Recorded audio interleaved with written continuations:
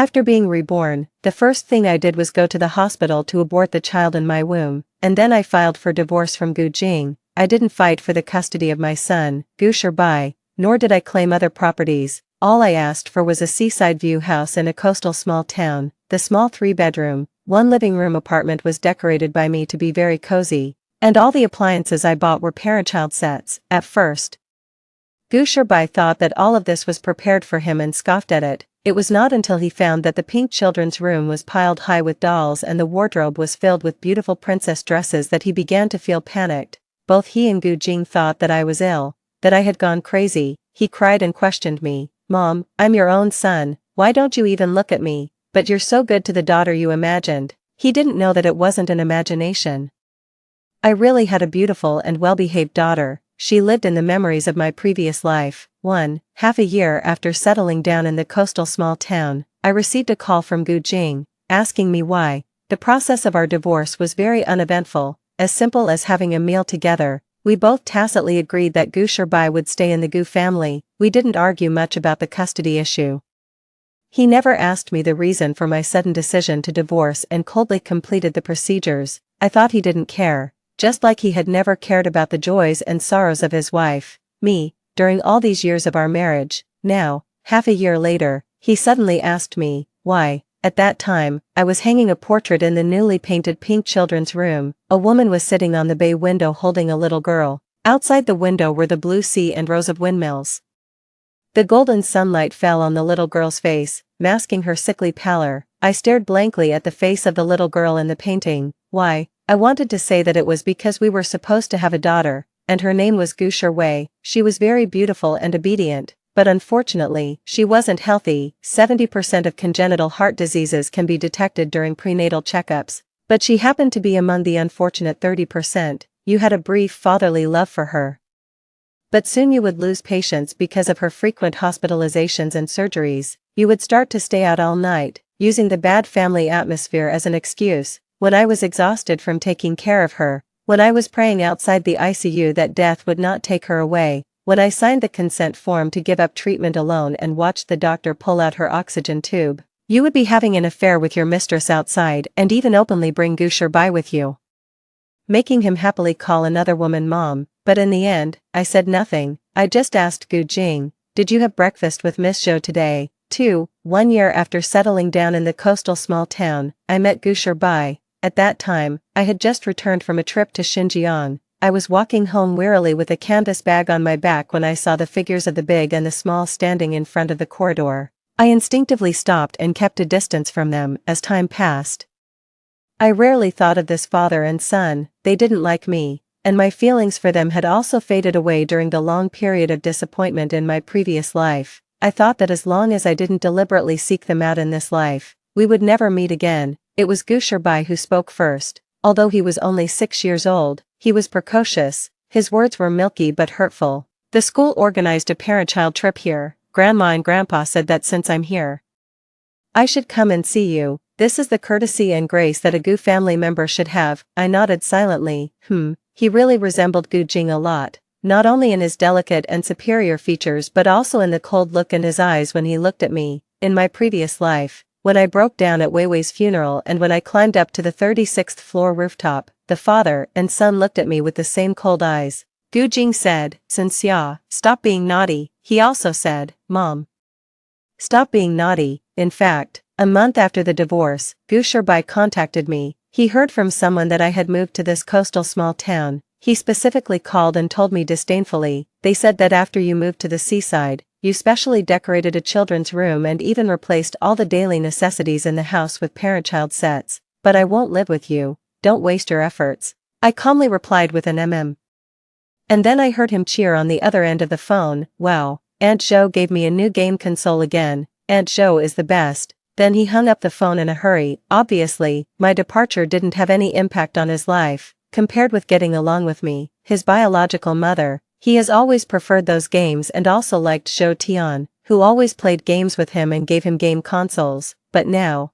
the coldness on his face suddenly cracked. His peach blossom eyes, which were so similar to Gu Jing's, were instantly filled with tears. He gritted his teeth and stared at me stubbornly. This time, it was my turn to look at him coldly. in the end, he couldn't hold on any longer. Before the tears fell, he turned around and tried to run away, but he tripped and fell to the ground with a thud. He lay on the ground for a while without getting up, just looking back at me. He was always like this. Every time I got close to him, he would always put on an impatient face, speak coldly to me, and show all kinds of disgust. Once my attention was slightly away from him, he would deliberately fall down or pretend to be uncomfortable, making me feel soft-hearted and helpless. But this time, I watched him coldly and remained indifferent. He opened his eyes wide in disbelief, with a look of confusion, puzzlement, and sadness on his face. He burst into tears in front of me with a "Wow, you're a liar. A big liar. You clearly said that you would love me forever and stay with me forever." 3. Gu Jing frowned and accused me. "Sinclair, although the child is young, he actually understands everything. You shouldn't be so cold to him." His expression was serious, and his attitude was as condescending as ever. It had always been like this between him and me. We were not like a husband and wife but more like an employee and a boss. Most of the time when he was at home, he didn't take the initiative to communicate with me. It was always me who took the initiative to report every bit of my life to him. Regarding the part about myself, he was always indifferent. Only when it came to Gu Bai would he interfere a little. He would even scold me sharply in front of Gu Bai and the servants without showing any mercy. As a result, every time he showed even the slightest displeasure, I would unconsciously reflect on myself, engage in internal struggles, and repeatedly think about what I did wrong and what needed to be improved. Now, seeing his face again, I only felt extremely annoyed. "Have you forgotten what you said to me when we got divorced?" He said that he hoped I wouldn't disturb Gu Bai's life in the future. Gu Bai was still young and would soon get used to living without me as his mother, and that would be the best for him. That was the longest passage he had ever said to me during the entire divorce process. Now he said matter-of-factly, "I was too naive at that time. Bai is your only child. Mother and son are connected by heart. He needs you, and you also." I interrupted him. "But I don't need him." Gu Jing was somewhat taken aback and stunned. Neither he nor Gu Bai had ever seen me being so blunt. It seemed that even now he still didn't understand my determination when I left a year ago. Just like he would never understand in his life that Gu Bai was not my only child. I once had a daughter, even if only I knew about it. On the day of my rebirth, I dreamed that Wei Wei was crying, and she also called me a liar. She said, "Mom, you promised me that after I'm gone, you would live well." I felt so sorry for her crying. I promised her that this time, Mom would definitely do it. I could only fulfill one of the promises I made to her and Gu Bai. 4. Once, my love for Gu Bai was no less than that for Wei Wei. He was the child I gave birth to after going through great hardships. The flesh and blood that came from my body. I once eagerly anticipated his arrival, when he couldn't speak yet. As long as he gave me a sweet smile, I could forget all the hardships and pain of being Mrs. Gu. At that time, I was willing to give everything, even my life, to him. As long as he could grow up happily and healthily. Gu Jing didn't love me. The story between him and me was very ordinary. We were childhood sweethearts who grew up together. When we reached the right age and didn't have suitable partners, we were matched up by our elders. I once felt uneasy because of this ordinariness. During my school days, I had witnessed what Gu Jing was like when he was in love with someone. The young Gu Jing was much more energetic and cheerful than he is now. Every time I saw him, he seemed to be smiling. He would smile indifferently when he was scolded, smile triumphantly when he won a basketball game, and smile with joy when he saw the girl he loved. When his peach blossom eyes smiled, they curved into the shape of a crescent moon, like the warm winter sun, making people's hearts flutter and fall in love at first sight. At that time, he would send the breakfast he made with his own hands to the girl he loved early in the morning regardless of the severe cold or intense heat. He would release sky lanterns all over the sky for her, and he would arrange flowers all over the playground and loudly express his love in front of everyone. He was passionate and crazy. That girl was a top student. She won awards in various physics competitions all the way and skipped grades early to go abroad to continue pursuing the truth of physics. After that, Gu Jing seemed to become indifferent to everything. Before the wedding, I once asked Gu Jing if we would really be happy. He answered me, "We will." Love made me blindly ignore the indifference in his tone at that time. I comforted myself that people would always grow up and become more composed, and the way he loved someone would also become more composed. It was not until Zhou Tian appeared by his side, a young and beautiful game planner, then I realized that there was only one way for Gu Jing to love someone. He began to smile when replying to WeChat messages. To pay attention to the lipstick shades that he had never cared about before, to study women's perfumes, and to accompany the other person to stay up late to test the newly launched games. When I found his company nervously because he didn't come home all night, he was having breakfast with another woman and carefully peeling an egg for her bit by bit. That was a treatment I had never enjoyed. At that time, I thought it didn't matter if Gu Jing didn't love me. At least there was someone in this family who loved me. At least Gu Shirbai loved me. At that time, I didn't know that Gu Shirbai didn't love me as much as I thought. This child would later break my heart piece by piece. 5. That day ended unhappily. With the tempers of Gu Jing and Gu Shirbai, I thought they would definitely not come again. Unexpectedly, the next day, Gu Shirbai appeared downstairs of my house again, carrying a small school bag. This time, he was alone. When the property management contacted me, I was painting. On the beautiful grassland of Ely, a little girl in a princess dress was running freely. I didn't have any photos or videos of Weiwei. I was afraid that as time passed, one day I would forget what she looked like. So, what I did most often was to draw her bit by bit as I remembered her. From when she was a baby to the age of 5 when her life was frozen in time. I drew a lot, and they filled every corner of my house, but then I thought, how could my Weiwei only be in the hospital bed? So, I would go on trips every once in a while to take pictures of beautiful scenery and then draw her together with these beautiful landscapes. I was drawing this one a bit slowly. When I was riding a horse in Xinjiang, I hurt my right shoulder. It was still a bit difficult for me to raise my hand, so I hadn't finished this painting even after a month of working on it on and off. That was the first time I rode a horse.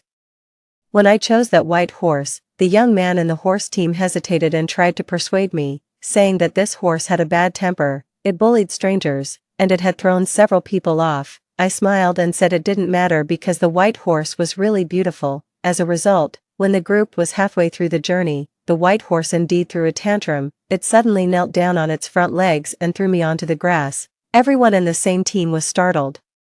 When a little girl's mother came to help me up, the little girl gently helped me pat the grass debris off my face with her small hand and asked me sweetly in a soft voice, "Auntie, does it hurt?" Later, I took a lot of photos for her and her mother. She reminded me of Weiwei, but in fact, the farthest place Weiwei had been to in her previous life was this coastal small town. At that time, her health was slightly better, and I planned a family vacation, but Gu Jing said he was busy. And Gu Shirbai said he wanted to participate in the testing of a new game in Gu Jing's company. In the end, only my daughter and I came here. Those few short days were peaceful and wonderful. During the day, I taught her to draw in the room, and in the morning and evening, we went to the beach to pick up seashells together. She said that when she got better, she wanted to live in this place for the rest of her life. So, when I got divorced, all I asked for was this seaside view house. This is a home belonging to me and Weiwei, having nothing to do with Gu Shirbai or Gu Jing. I didn't want Gu Shirbai to set foot in this house at all. Without hesitation, I gave the contact information of Gu Jing and Gu Shirbai's grandparents to the property management. 6. A few minutes later, the property management called again, saying that when he contacted Gu Jing, Gu Shirbai ran into the community and disappeared. After all, I had raised Gu Shirbai with great care. There was no way I could really let something happen to him. I sighed, put down the paintbrush, and went downstairs to look for him. I searched the whole community, sweating all over. In the end, I saw him waiting in front of my door, with a look of complacency on his face that said, "I knew you wouldn't leave me alone." I didn't say anything. When I opened the door, I let him slip in like a flash, like a proud little lion.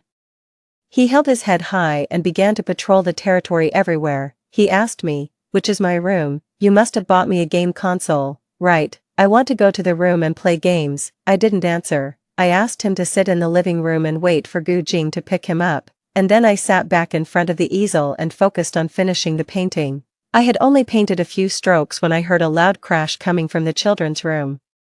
I quickly walked over and saw that the painting hanging on the wall above the head of the bed had fallen to the ground. The frame was in pieces, and the knocked-over perfume liquid had soaked Weiwei's face beyond recognition. Gu Shirbai stepped on the bed and looked at me with a helpless expression. I don't like this painting. Why did you hang someone else's portrait in my room? Why are you holding her in the painting?" I knew that he might just want to take the painting down and didn't break it on purpose. I also knew that he was still a child and I shouldn't lose my temper over something he didn't understand. However, my tone of voice still couldn't help being a bit harsh. Didn't I ask you to wait for your father in the living room? Don't touch things randomly anymore." He sensed my restrained emotions, and his expression showed a bit of vulnerability. "Before, whenever I broke something, you would always ask me first if I was hurt." I didn't answer. My gaze fell on the bed sheet that he had stepped on and dirted, and I couldn't help frowning. "Come down first." He still stood on the bed without moving, staring straight at me. "Mom, who is this girl you painted? Why did you paint her so many times? Why is every painting in the house of her?" He was still too young to hide the fear and unease in his eyes. He saw those paintings that filled the house. And the girl in the paintings had eyebrows and eyes similar to his. "Mom, why do the security uncle and the uncles and aunts living here all say that you don't have a son, but only a daughter?" I said, "I'm your son." But they said I'm a liar. Even when I showed them our group photo, they still didn't believe me. "This is my room, right?" He jumped off the bed, as if to prove something. He opened the wardrobe, but was stunned when he saw the wardrobe full of princess dresses. "Why did you buy so many dresses? Where are my clothes? Why aren't there any of my clothes?" He rummaged around in the wardrobe, and finally stared at me with wide eyes, finding nothing, hoping to get an answer from me that could soothe him. I looked at his eyes gradually filled with tears and remained silent. His tears fell one by one in my silence. Suddenly, he went crazy, crying and pulling out the princess dresses in the wardrobe one by one and throwing them on the bed. He swept all the dolls on the bay window to the ground, unreasonably trying to assert his status. "Why did you put someone else's dresses in my wardrobe? I don't like dolls. Why did you put so many dolls in my room? I don't like this bed and quilt. This is a bed for girls. I don't like pink. Why did you make my room this color? Why are you holding another girl? Why did you hang the painting of you and someone else in my room? I don't like her. I hate her, this time." I couldn't bear it anymore. "Gu Jing, get out. This isn't your room. There isn't a room for you here." 7. When Gu Jing came to pick him up, Gu Jing said to him in a panic, "Dad, Mom has gone crazy. She keeps telling everyone that she only has a daughter." 8. When Gu Jing and Gu Jing came again a month later, they both became very cautious in their attitudes. Gu Jing said, "Sinclair, you're ill." He asked me to have a video call with my relatives and friends and let them tell me that the daughter I painted, the daughter I told all the neighbors I loved deeply, didn't exist and was just my imagination. They took out the family photo album and forcibly pulled me to recall the past with them, but our past was too meager. Just like this photo album that couldn't be filled, it was almost impossible to find a few group photos of the three of us. Most of the photos recorded Gu Jing's growth, with some photos of me and him mixed in, as he gradually grew up. Perhaps it was the nature of boys that made him get closer to the person in the family who had more authority and could provide him with better conditions. He understood Gu Jing's indifference and alienation towards me, and he didn't want to take photos with me anymore. Now, they were holding that photo album with hardly any photos of me, recounting every bit of the past, desperately trying to convince me that I had never had a daughter. I sneered, "Are you saying that I'm crazy?" Gu Jing shook his head. "No, Sinclair, you're just ill." He took out a surgical consent form, held my hand, and his tone was even a bit choked up. "Sinclair, why didn't you tell me that we originally had another child?" I looked at him in silence. Guilt and regret appeared on his face. "Regarding Zhou Tian, I can explain. It's not what you think." He said that he only paid more attention to Zhou Tian because he cherished her talent, and being good to her was just a means to win over his subordinates. His tone was gentler than ever before. "Sinclair, I know that you were impulsive and had an abortion and divorced me because you misunderstood the relationship between me and Zhou Tian. Afterwards, you regretted it, so you imagined that you had a daughter. Sinclair, it's my fault. I didn't maintain a proper distance with my subordinate, which made you misunderstand and feel sad, and caused you to be so seriously ill. We were husband and wife for 12 years in the previous life.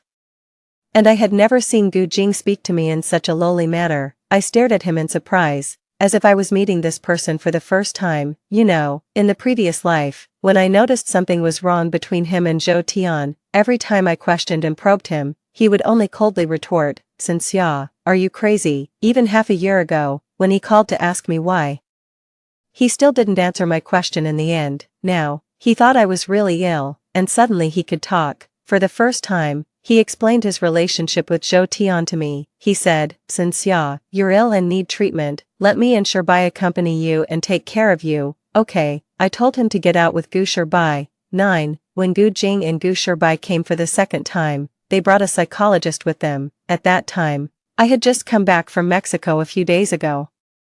The doctor's surname was Lin. He took a look at my neck and his tone was as easygoing as if we were old friends who had known each other for a long time. What's wrong with your neck? I raised my hand and touched the thin purple mark on my neck and replied casually, I had a little accident when I was playing sea paragliding in Cancun a few days ago. That was the last stop of my trip to Mexico. When I was gliding in the air over the sea on a paraglider pulled by a speedboat.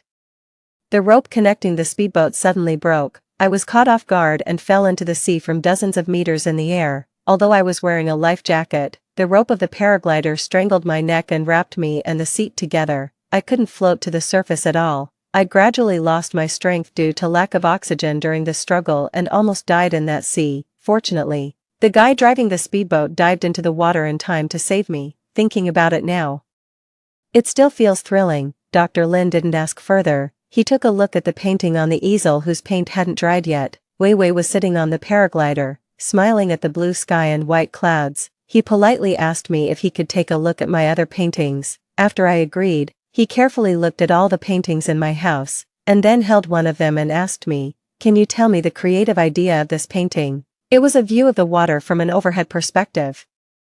Wei Wei was floating on the water face up, smiling and spreading her arms, as if welcoming and trying to embrace something. I painted this after I came back from bungee jumping in the Gandaki River in Nepal. There were quite a few tourists who went bungee jumping that day. They were either nervous or excited and sought encouragement from their companions or the staff. Only I had a calm expression. The staff joked with me in English, saying that I didn't look like I was here to have fun, but rather like I was here to commit suicide, and he didn't even dare to push me, although he said that, when he pushed me down, he didn't show any mercy at all. The wind during the rapid fall pressed against my cheeks and my eyes. The momentary feeling of weightlessness made me in a trance as if I had returned to the end of my previous life when I jumped off the 37th floor. In fact, the memories and sensations at that time were very vague. Everything ended in just a blink of an eye, but this time, the feeling of freedom during the fall was so clear. When I was approaching the water surface, I had a hallucination. I saw Wei Wei's figure faintly appearing in the water. She smiled and stretched out her arms to me, wanting to hug me, but the moment I tried to hold her tightly, she shattered into the sparkling waves of the Gandaki River. I didn't answer Dr. Lin's question. Dr. Lin was very patient. He patiently tried to analyze the logic behind my actions. Sinclair, when you had an abortion, the baby was just an embryo that hadn't developed gender characteristics. Why did you think it was a girl? Is it possible that you projected yourself onto it? I laughed. Are you saying that I'm narcissistic? No. Dr. Lin shook his head. You're feeling sorry for yourself. Is there a possibility that you transferred your resentment towards your husband onto the child, but after you had the abortion, you regretted it? So you created an imaginary girl based on yourself. Similarly, it's not that you don't love Gu Bai anymore, you love him too much, but you also take out your anger on him. You can only pour all your love for him onto this imaginary girl, but this little girl is too dangerous for you. He let out a soft sigh. Wild riding, paragliding, bungee jumping. Sinclair, have you noticed that you're always pursuing high-risk games? This imaginary little girl is inducing you to test death. If you don't open your heart and accept treatment, the consequences will be unimaginable. Sinclair, I want to help you. Gu Jing chimed in beside him. Sinclair, accept treatment. Let us help you and take care of you. Okay. Gu Bai also came forward and tried to hold my hand, showing an unprecedentedly obedient attitude. I said, how could Mom suddenly not love me anymore? It turns out that you're ill. Let us help you. Mom, can you also paint a picture for me? You've never painted for me. I interrupted him. I have painted for you. On your birthday last year, I gave you a portrait of you as a birthday gift. I was only above average in my academic performance since I was a child, and I couldn't compare with the top students that Gu Jing liked. But I had a great talent for art and was admitted to the best art academy in the country. Unfortunately, my parents always thought that I couldn't earn much money just by painting. They hoped that I would get married as soon as possible after graduating from the art academy, so that they wouldn't have to worry about me anymore and could go to live in New Zealand with my elder brother with peace of mind. I compromised, because the person they introduced to me was Gu Jing. At that time, I thought that I could still continue painting after getting married, but I soon became pregnant with Gu Bai. Family chores and raising Gu Bai gradually took up a lot of my time. Whenever I wanted to focus and paint a good painting, Gu Bai would suddenly start crying and making a fuss. I could only put down the paintbrush to coax him, and gradually I neglected my painting, until Gu Bai's 5th birthday. On a whim, I picked up the paintbrush that I hadn't used for a long time and painted a portrait of him.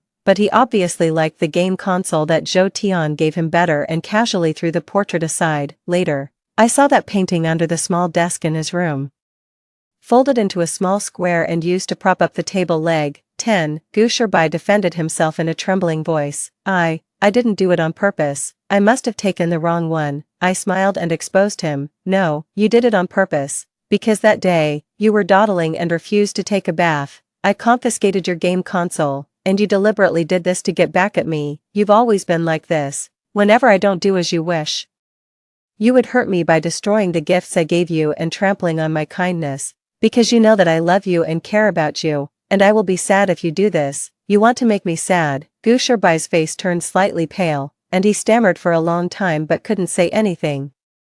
11. I raised my eyes and looked at Gu Jing. In fact, I had already seen his hidden intention of making peace. For example, in the previous life, Gu Bai's school never organized a parent-child trip. For example, with so many bodyguards and nannies in the Gu family, how could they let Gu Bai run out alone and not be in a hurry at all? Also, whether it was in the previous life or after being reborn, in fact, he hadn't worn the clothes I bought for him for a long time. From a certain day on, he, who had never bothered about his clothes before, started buying clothes and bringing them home himself. Later, I found out that all those clothes were bought for him by Zhou Tian. To make Zhou Tian happy, he never touched the clothes I bought for him again, and even changed his perfume to the leather scent that Zhou Tian liked. But these few times when he came to see me, he specifically wore the clothes I bought for him and sprayed the woody perfume that I preferred. I just didn't care. I didn't care why he suddenly wanted to make up with me after a year. I also didn't care why, since I had already made room, he didn't just bring Zhou Tian into the house directly. Because I didn't care, I didn't expose it. It's just that he had been so arrogant in front of me for so long. Even when trying to make peace, he couldn't let go of his pride. He only thought of using Gu Bai to make me soft-hearted and take the initiative to come back to him. Now, he thought I was ill. It seemed that he had suddenly found an excuse to lower his head to me. His attitude changed 180 degrees. In an instant, he learned to be gentle and accommodating, as if because I was a patient, I suddenly became a fragile item that needed his protection. All his actions had a great and selfless reason. For my own good, he performed so sincerely that I almost believed him. Gu Jing, you said that there's nothing between you and Zhou Tian.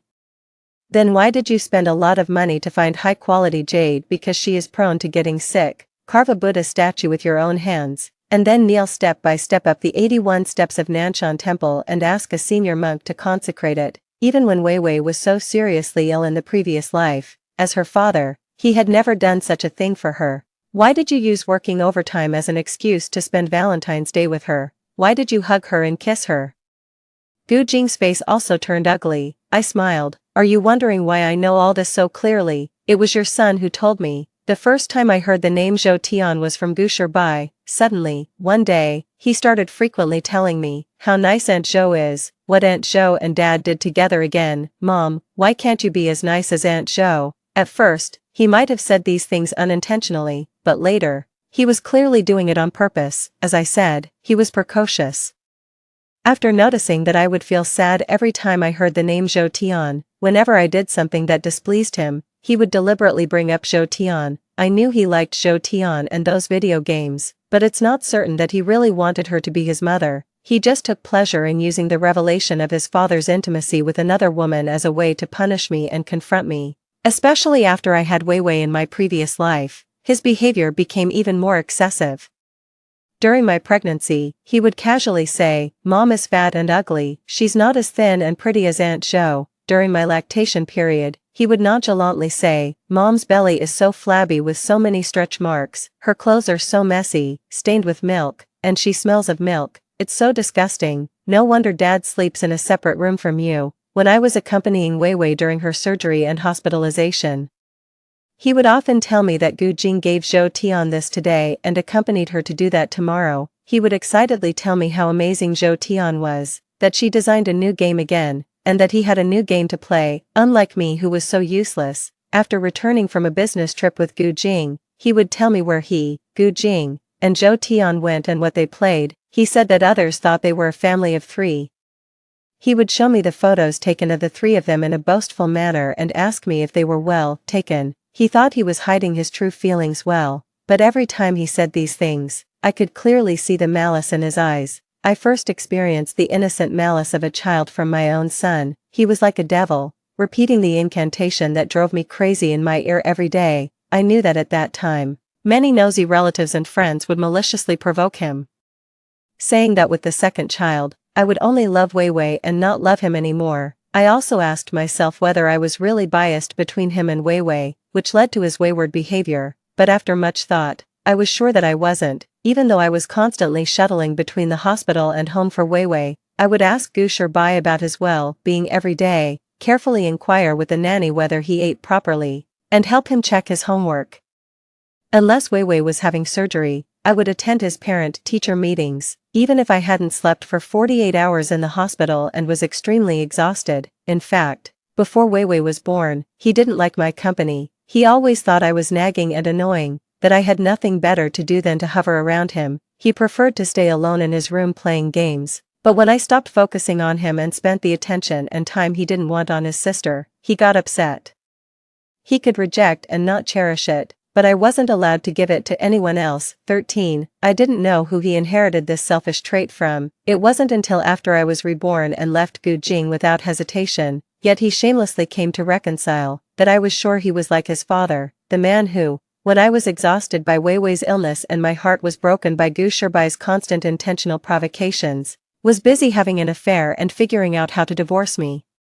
Didn't I want to get a divorce too? I'm not a masochist, nor am I infatuated to the point of not being able to live without Gu Jing, but for Wei Wei's sake, I couldn't. The cost of Wei Wei's treatment couldn't be afforded by an ordinary income. However, if I divorced and left Wei Wei with Gu Jing, given his attitude of preferring to spend time with Zhou Tian rather than visiting Wei Wei in the hospital, I couldn't rest assured. Moreover, Wei Wei's heart condition might not be able to withstand the shock of a family accident, so I could only grit my teeth and hold on. I often wondered why Gu Jing could love Gu Bai but not Wei Wei. Wei Wei was so beautiful and well-behaved, facing the pain of illness and countless surgeries. She would endure until she couldn't bear it anymore before crying, even when she was scared being alone with the nurse in the hospital.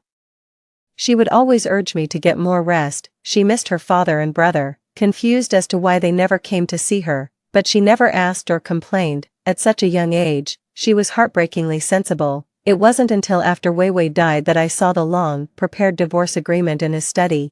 Then I understood that her existence prevented him from proposing divorce to me. A man who proposed divorce to his wife while his daughter was on the verge of death. He knew how much public outcry he and Zhou Tian would face. He couldn't afford to lose that face. Since he couldn't get rid of me, he took his anger out on Wei Wei. Gu Bai saw how indifferent Gu Jing was to Wei Wei and followed suit. Even though Wei Wei liked him as a brother, he didn't want to stay in the hospital a little longer to accompany his poor sister. Even when I forced him to come sometimes, he would just sit there with his head down, playing games, and ignore Wei Wei when she talked to him. Even worse, when I wasn't around, he would deliberately provoke Wei Wei, just like he did to me. 14. The day Wei Wei passed away was her 5th birthday. I specifically called Gu Jing and begged him to come home in the evening so that our family of 4 could celebrate Wei Wei's birthday properly. The birthday gift I prepared for Wei Wei was a painting. It was the same one that I painted again after being reborn and hung in the children's room, but was later destroyed by Gu Bai. I was holding her and sitting on the bay window. Outside the window was the blue sea and rows of windmills. The golden sunlight fell on her face, covering up her sickly pallor. Wei Wei loved it and kept it by her side, looking at it from time to time, but until it was time to light the candles on the cake, Gu Jing still hadn't come back. I saw the disappointment in Wei Wei's eyes. I went to the kitchen to call Gu Jing, but no one answered no matter how many times I called. When I returned to the living room, still thinking about how to explain to Wei Wei why her father was absent from her birthday, I heard the 11-year-old Gu Bai looking at the painting with contempt and disdain, saying viciously, "It's so ugly, her face is as white as a ghost. In our school, a girl as ugly as you would only be hated. No wonder Dad doesn't want to celebrate your birthday with you." Wei Wei's face turned deathly pale. I could hardly believe my ears. Had Gu Bai been speaking to Wei Wei so meanly when I wasn't around? In all these years, I had never laid a hand on Gu Bai, but this time, I couldn't control myself and slapped him, holding his cheek. He looked at me in shock and shouted at me angrily, "Dad went on a date with Aunt Jo. He won't come back to celebrate this sickly girl's birthday. It's no use how many times you call. From now on, I won't celebrate her birthday either. Dad will divorce you.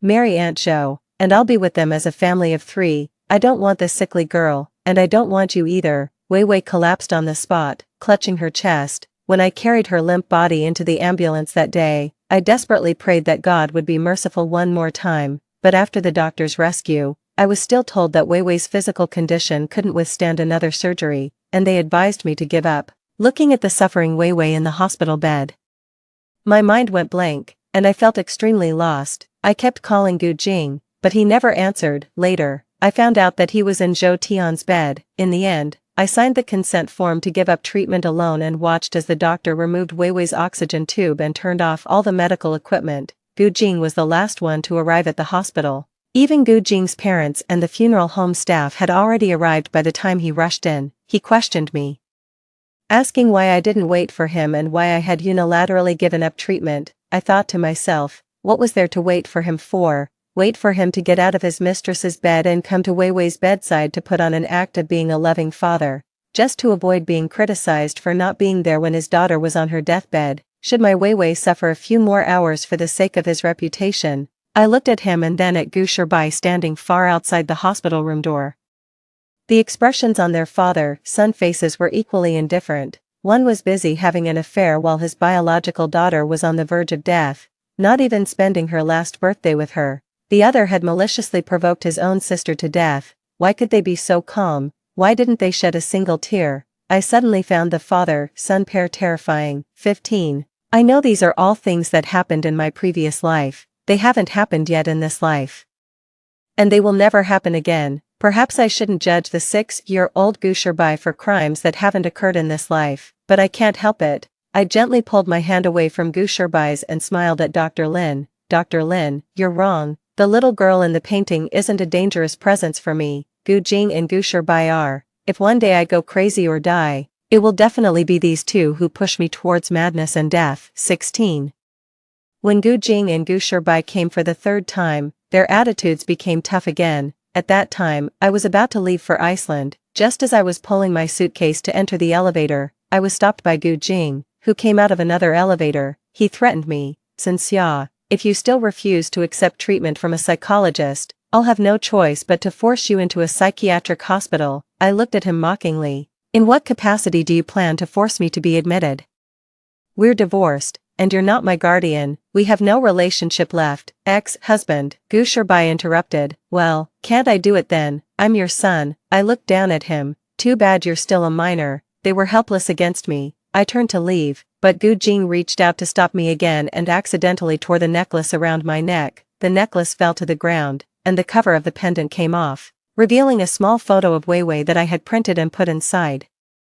Gu Jing stared at the small portrait in a daze, and finally lost his temper. "Since you decided to have an abortion on your own, you shouldn't regret it." I clenched the broken necklace tightly with my trembling hands, refusing to show any weakness, and slapped him in return. He understood nothing. He knew nothing. After being reborn, I also hesitated and struggled, but at the end of my previous life, Wei Wei lay in the hospital bed, crying and saying to me, "Mom, I feel so rotten, it hurts so much.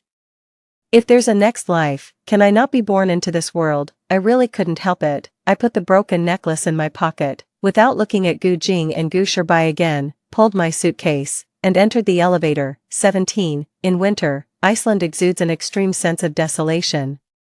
The surging waves crash against the black sand beach, and the dark sand formed by lava contrasts sharply with the white waves, waterfalls, volcanoes, glaciers, fjords. This small island boasts a variety of unique landforms and wonderful landscapes, due to its proximity to the Arctic Circle. The daylight hours in winter are very short, the sun hovers near the horizon, and the morning glow seamlessly connects to the evening glow. The pink-purple belt of Venus in the sky can last for a long time.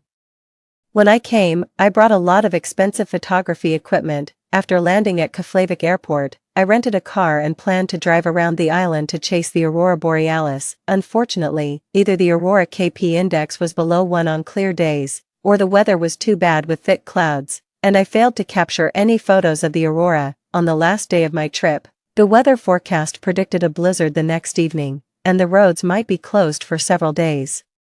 I had to give up the remaining itinerary. I was unwilling to leave without capturing the aurora, although the aurora KP index was still only 1 that day. Since the weather seemed clear, I decided to drive out at night and take a chance. I found an open wasteland in the wild and waited in the car until 3 a.m., but still saw nothing. Finally, I was disheartened and decided to give up. But sometimes, fate likes to play jokes. Just as I started the car to leave, the aurora appeared.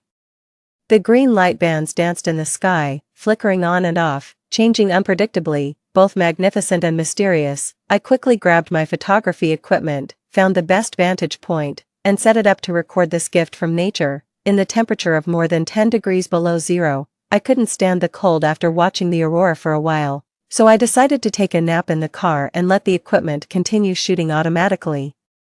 The necklace that Gu Jing tore was hanging on the rearview mirror of the car, and Wei Wei in the pendant was smiling at me. Looking at her face, I also smiled. Wei Wei, look, Mom has brought you to see the aurora. 18. I lay in the car, looking at the dancing aurora outside the window, and it took a long time for me to fall asleep. As a result, I woke up a bit late, and it was already dawn. A strong wind had started blowing outside the car. The place where I set up my photography equipment was a bit far from the roadside where I parked. The swirling snow reduced visibility, and I couldn't even see the equipment clearly from inside the car. I calculated the time it would take to drive back to Accusations. Considering the blizzard that was supposed to come in the evening, I got out of the car and braved the wind and snow to collect my equipment. At that time, I didn't know that the blizzard time predicted by the Icelandic weather forecast wasn't always accurate, and it was common for it to arrive earlier or later than expected. When I reached the place where I set up the equipment, I found that both tripods had been blown over, and one of the cameras was nowhere to be found. Blown away by the wind, I groped around in the snow, which was several times thicker than last night, for a long time before I found the broken camera. Fearing that the melting snow would damage the SD card, I quickly took out the SD cards from both cameras and put them in my pocket separately. When I finished packing my equipment and started walking back, the world around me was a sea of white, and the visibility was less than 5 meters. The car key for the vehicle I rented didn't have a car finding button. I could only carry the heavy cameras and tripods and try to make my way back to the car based on my sense of direction.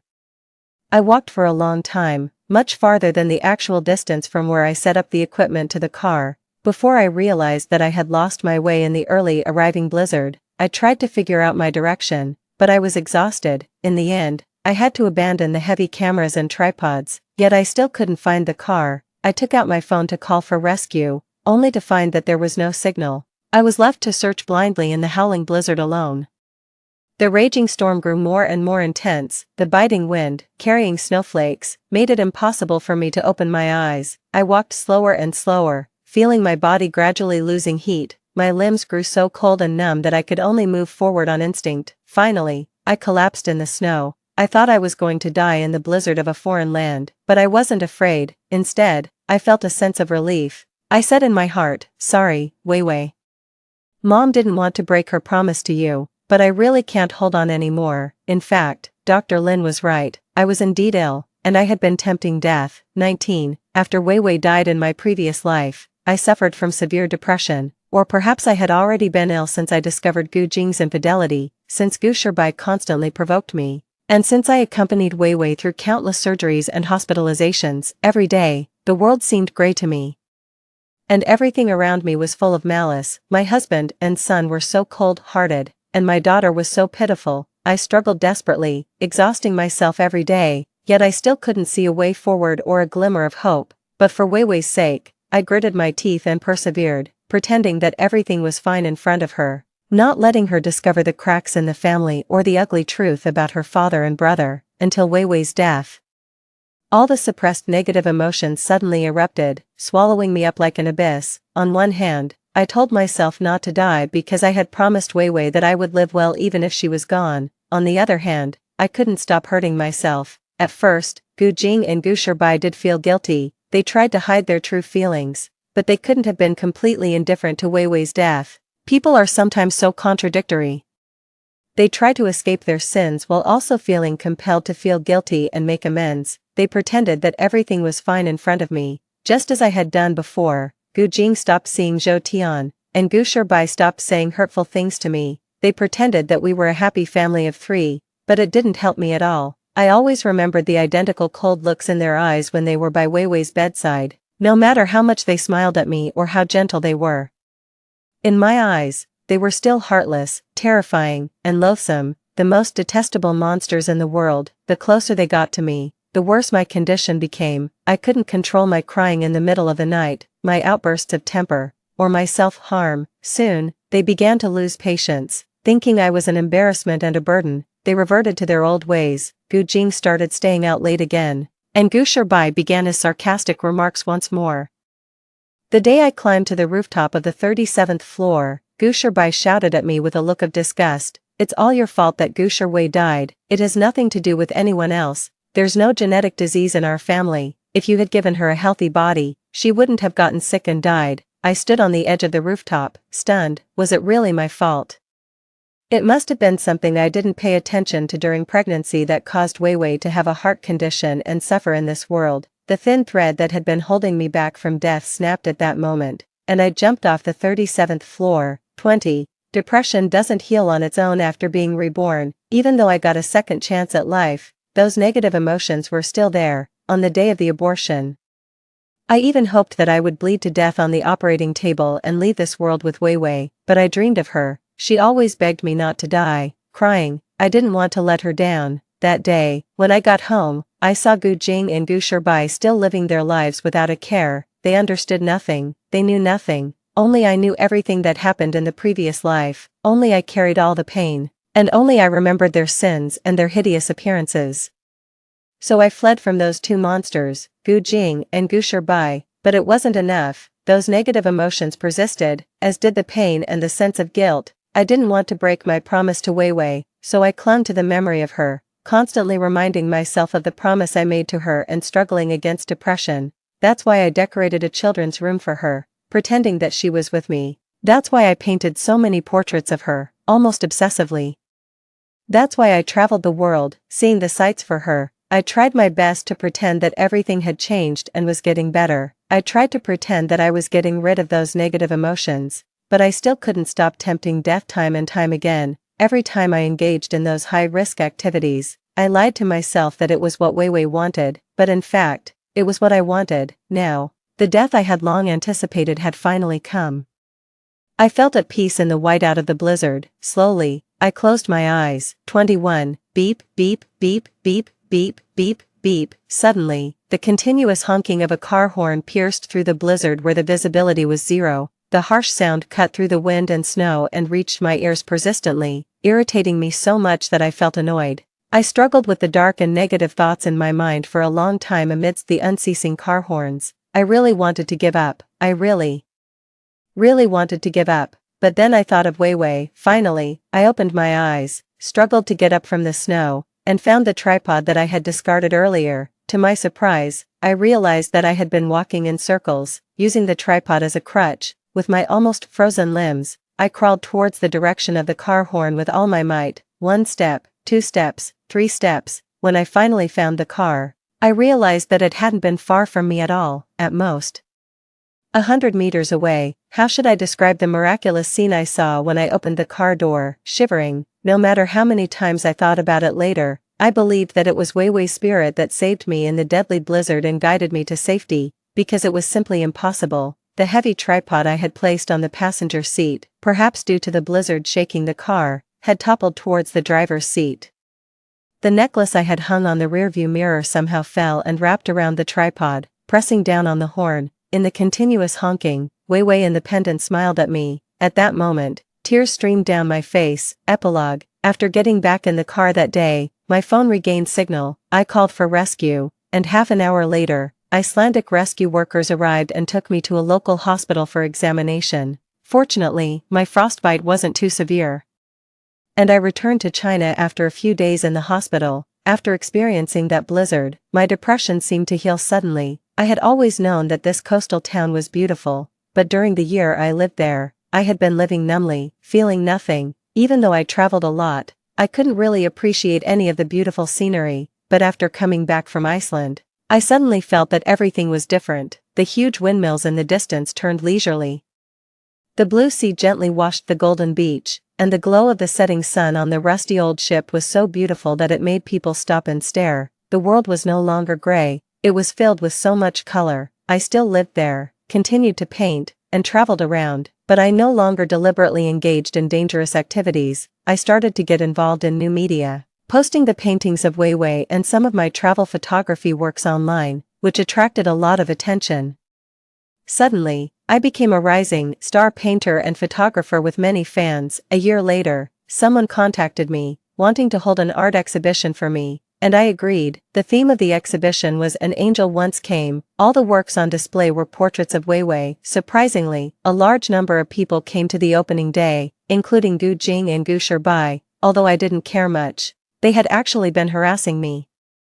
After realizing that they couldn't force me to accept psychological treatment, Gu Jing changed his approach. In both the previous life and this life, during our marriage, he had never given me flowers or any surprises. Now, he was actually trying to use this method to tempt me into remarrying him. I scoffed at his efforts. As for Gu Bai, every time he saw me buying things for Wei Wei, he was extremely jealous. When I loved him before, he seemed to prefer video games, but now, no matter how many games Zhou Tian gave him, he would just tell her to leave. Gu Jing had also fired her. Now, it seemed that he wanted my motherly love more than video games. He cried and said to me, "Mom, I'm your real son, why don't you even look at me? But you're so good to the daughter you imagined." They suddenly stopped bothering me a week ago. I thought they had finally gotten tired and given up, but now, they showed up at my art exhibition. Seeing the wary look on my face, Gu Jing gave a bitter smile. "You don't have to be like this, we're not here to cause trouble." He stared at the nearest painting, Wei Wei smiling like an angel in the blizzard. Gu Jing's eyes suddenly welled up with tears. "Sinclair,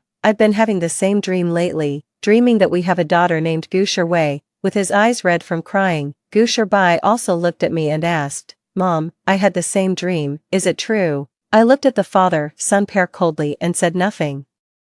That day, Gu Jing and Gu Bai, with red-rimmed eyes, carefully looked at every painting in the exhibition. The last painting covered an entire wall. Under the magnificent aurora in Iceland, Wei Wei grew white wings and flew towards the sky. She was my angel, and she had once been here. Gu Jing and Gu Bai stood in front of the painting for a long time. After that, they never appeared in my life again. Extra chapter: when Gu Bai was 11 years old, Sinclair remarried and soon had a daughter named Xiangyang. On the day Xiangyang was born, Gu Bai climbed to the rooftop of the 37th floor, insisting on seeing Sinclair. Gu Jing looked at him impatiently and said, "Gu Bai, stop making a scene." At that moment, both father and son froze. They both thought of that dream and the previous life. When Sinclair stood precariously in the wind on the 37th floor, they had also said to her, "Stop making a scene." The blood that splattered when Sinclair fell and the pallor of Gu Wei's death had been Gu Jing's lingering nightmares for years. Sinclair's assessment of him was right. He was a jerk. He had always thought that Sinclair was too dull, too quiet, and too unremarkable. She repeated the same things at home every day, wore similar clothes, and lived like a backdrop. It wasn't until after the divorce, when Sinclair left without looking back, that he realized his true feelings for her.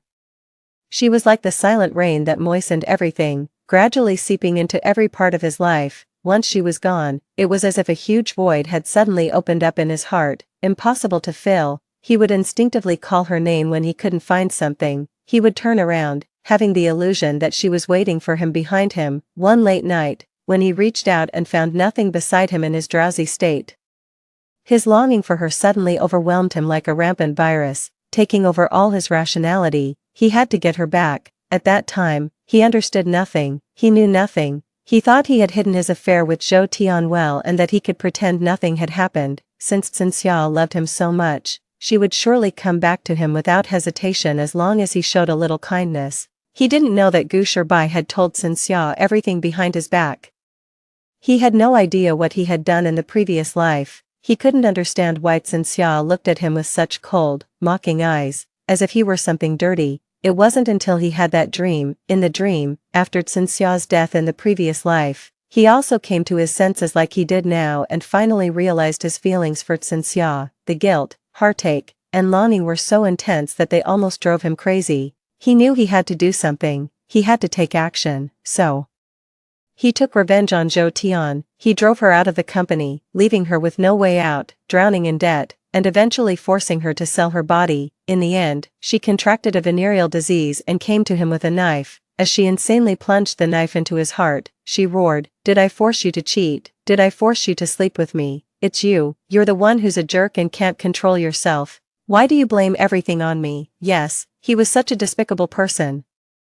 Always eager to shift the blame and avoid the truth, just like he knew that Wei Wei's congenital heart disease was likely caused by Xiao's emotional shock after discovering his infidelity during pregnancy, which led to Wei Wei's congenital deficiencies, but he didn't want to admit it, so he ignored Xiao's pain and Wei Wei's illness, using his affair to numb himself. Even on the day Wei Wei died, he still didn't want to admit that he was wrong. He blamed Zhou Tian, claiming that it was her soft and fragrant body that held him back, and that it was she who secretly set his phone to silent, causing him to miss Xiao's calls and thus miss Wei Wei's last birthday. He blamed Xiao, saying that it was she who signed the consent form to give up treatment without authorization, and that it was she who prematurely ended Wei Wei's life, preventing him from seeing her for the last time. It was all their fault. He was blameless. He had always distorted the truth and told himself this, so Xiao was right. He was a terrifying monster, repulsive and unrepentant. He deserved to fail in winning back Xiao's love. He was unworthy of it. He no longer dared to see her. In fact, he didn't really want to give up on Xiao. He still wanted to keep pestering her, but he was afraid of her cold gaze, which reflected all his darkness and laid bare all his dirt. So over the years, he had restrained himself and also kept an eye on Gu Shirbai, preventing both of them from disturbing Xiao. In truth, he also blamed Gu Shirbai, resenting him for provoking Wei Wei to death in the previous life and for driving Xiao to her end. Even though he had never properly guided Gu Shirbai or stopped his bad behavior, he could deceive himself into believing that he was not at fault and that it was all the fault of the 11-year-old Gu Shirbai in the previous life. After Xiao's death, Gu Shirbai himself suffered from severe depression. Xiao was spot on when she said that Gu Shirbai's bad traits were just like his. Just as he only repented after Xiao's death, Gu Shirbai only realized how much he loved the mother he had been mentally abusing after her death. Gu Shirbai began to cry uncontrollably for no apparent reason, lose his temper for trivial reasons, and harm himself if not watched closely, just as Xiao had done before. And Gu Jing watched all this coldly, with no intention of intervening. In the previous life, Gu Jing had no idea what became of Gu Shirbai after his own death. However, in this life, after having the same dream about the previous life as Gu Jing, Gu Shirbai suffered from the same severe depression as before. He would often cry and beg to see Xiao, clutching his chest and asking Gu Jing, "Dad, my heart hurts so much. Do I have a heart disease like my sister? If I have a heart disease too, will Mom and my sister forgive me?" But every time he went to the hospital for an examination, the results showed that everything was normal. When he got a bit older and understood what a psychological effect was, he stopped asking Gu Jing this question, but he still clamored to see Xiao. Since he was under Gu Jing's watch, he could only spy on every aspect of Xiao's life through the internet and other people. After discovering that Xiao had a new boyfriend, he began to provoke Gu Jing just as he had once provoked Xiao. He would deliberately tell Gu Jing where Xiao had gone to play with that man, that Xiao had received gifts from him, that Xiao had kissed him, and that Xiao had accepted his proposal. Xiao was getting married, he repeatedly told Gu Jing, without growing tired of it, how happy Xiao was after leaving them. He was punishing himself while also tormenting Gu Jing. Through the repeated heartache, Gu Jing finally understood how Xiao had felt when facing Gu Shirbai, and he finally grasped why Xiao had been so determined to abandon this son. He was just like him, a detestable demon. On the day he learned that Xiao was getting married, Gu Jing almost went crazy. He desperately wanted to rush to her, grab her, and ask how she could get married, how she could fall in love with someone else, and whether she had forgotten about Wei Wei. But he held himself back and even sent a decent congratulatory gift, despite not being invited. When he learned that she was pregnant and had a daughter, although Gu Jing was heartbroken, he was no longer as agitated. On the contrary, Gu Shirbai threw a huge tantrum. But on that day on the rooftop of the 37th floor, after both father and son were stunned by the words "Stop making a scene" that blurted out, Gu Shirbai came down from the rooftop on his own and never mentioned wanting to see Cenxia again. They looked through Cenxia's Weibo together. A fan asked her why, after painting so many portraits of Weiwei, she named her daughter Xiangyang instead of Weiwei. She replied, Weiwei is Weiwei, and Xiangyang is Xiangyang. Others might not understand, but Gu Jing and Gu Shirbai did. Xiangyang was not a substitute for Weiwei, nor was she there to fill the void left by Weiwei.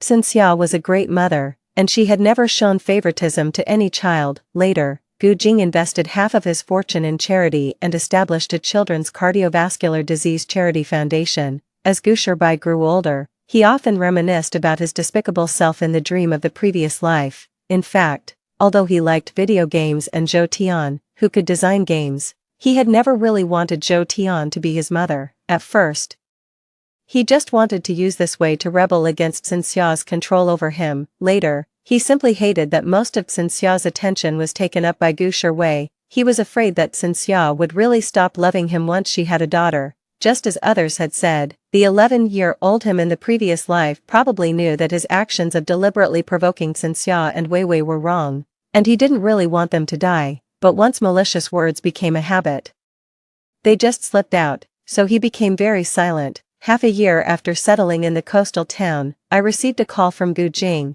asking me why. Both he and Gu Shirbai were trying to atone for their sins in their own ways. Many years later, Gu Shirbai finally became a qualified pediatric cardiothoracic surgeon. He almost lived in the hospital every day, either examining patients or performing surgeries. He exhausted himself desperately.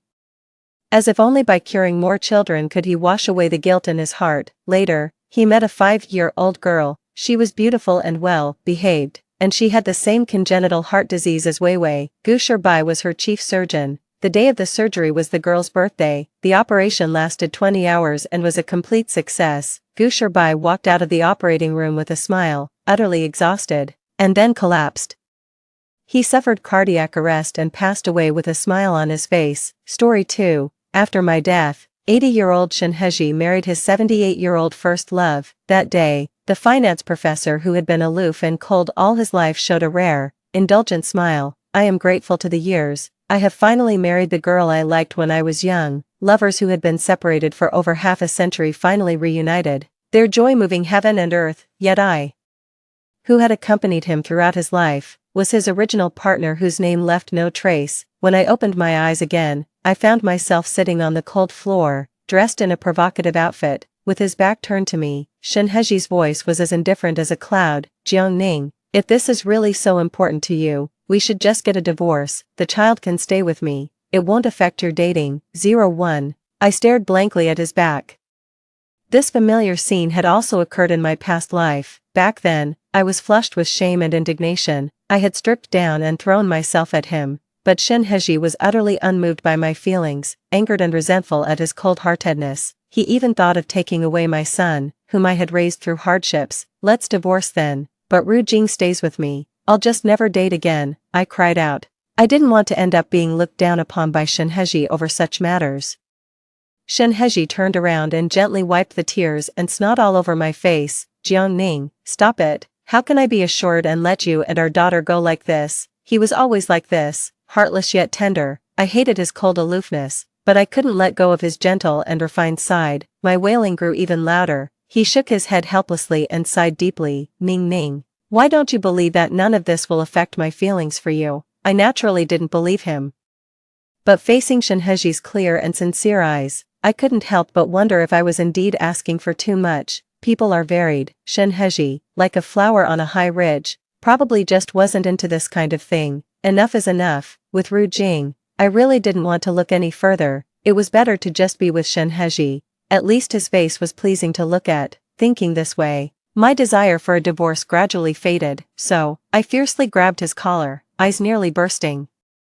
I warned him word by word, Shen Hezhi, from now on, you better pray I don't find out you have a mistress. He was stunned, then couldn't help but laugh. You, really, say it, I said sternly. Alright, if I betray you, may I be ruined and leave without a penny. Alright. Only then did I break into laughter. Leaving without a penny didn't matter. Everyone knew that Shen Hezhi, as a financial genius and the youngest professor, was a gentleman of integrity who valued his reputation above all. The storm passed. He pointed at the stewardess outfit I was wearing and gently shook his head, clearly disapproving. I scrambled onto the bed, diving under the covers, my face burning up. Actually, I never really intended to do anything. I was just curious and couldn't resist trying. Shin Heji's deep eyes twinkled with a hint of a smile. I understand. What do you understand? I muttered, clutching the corner of the blanket.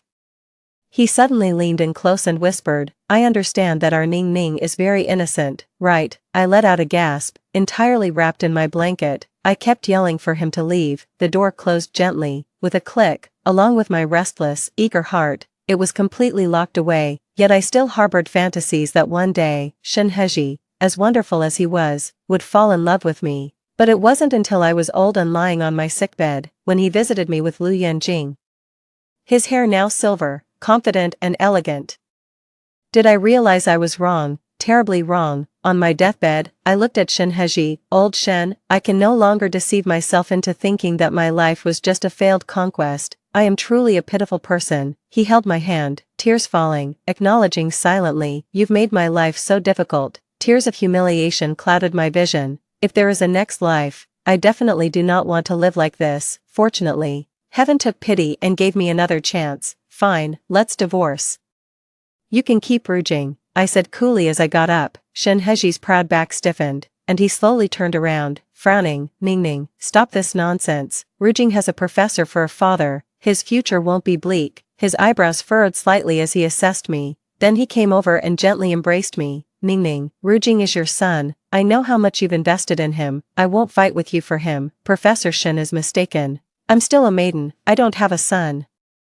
I hope after the divorce, you can clarify this. I pushed him away, responding with a cold laugh. In my past life, for the sake of Shin Heji's reputation, I remained a widow all my life. I also acknowledged the adopted Shin Gu Jing as our biological son, all for the sake of one day turning this illusion of a happy family into reality. Even in the long, tedious marriage, when I couldn't warm Shin Heji's heart, I gradually shifted my efforts to raising Shin Gu Jing, finding a new purpose.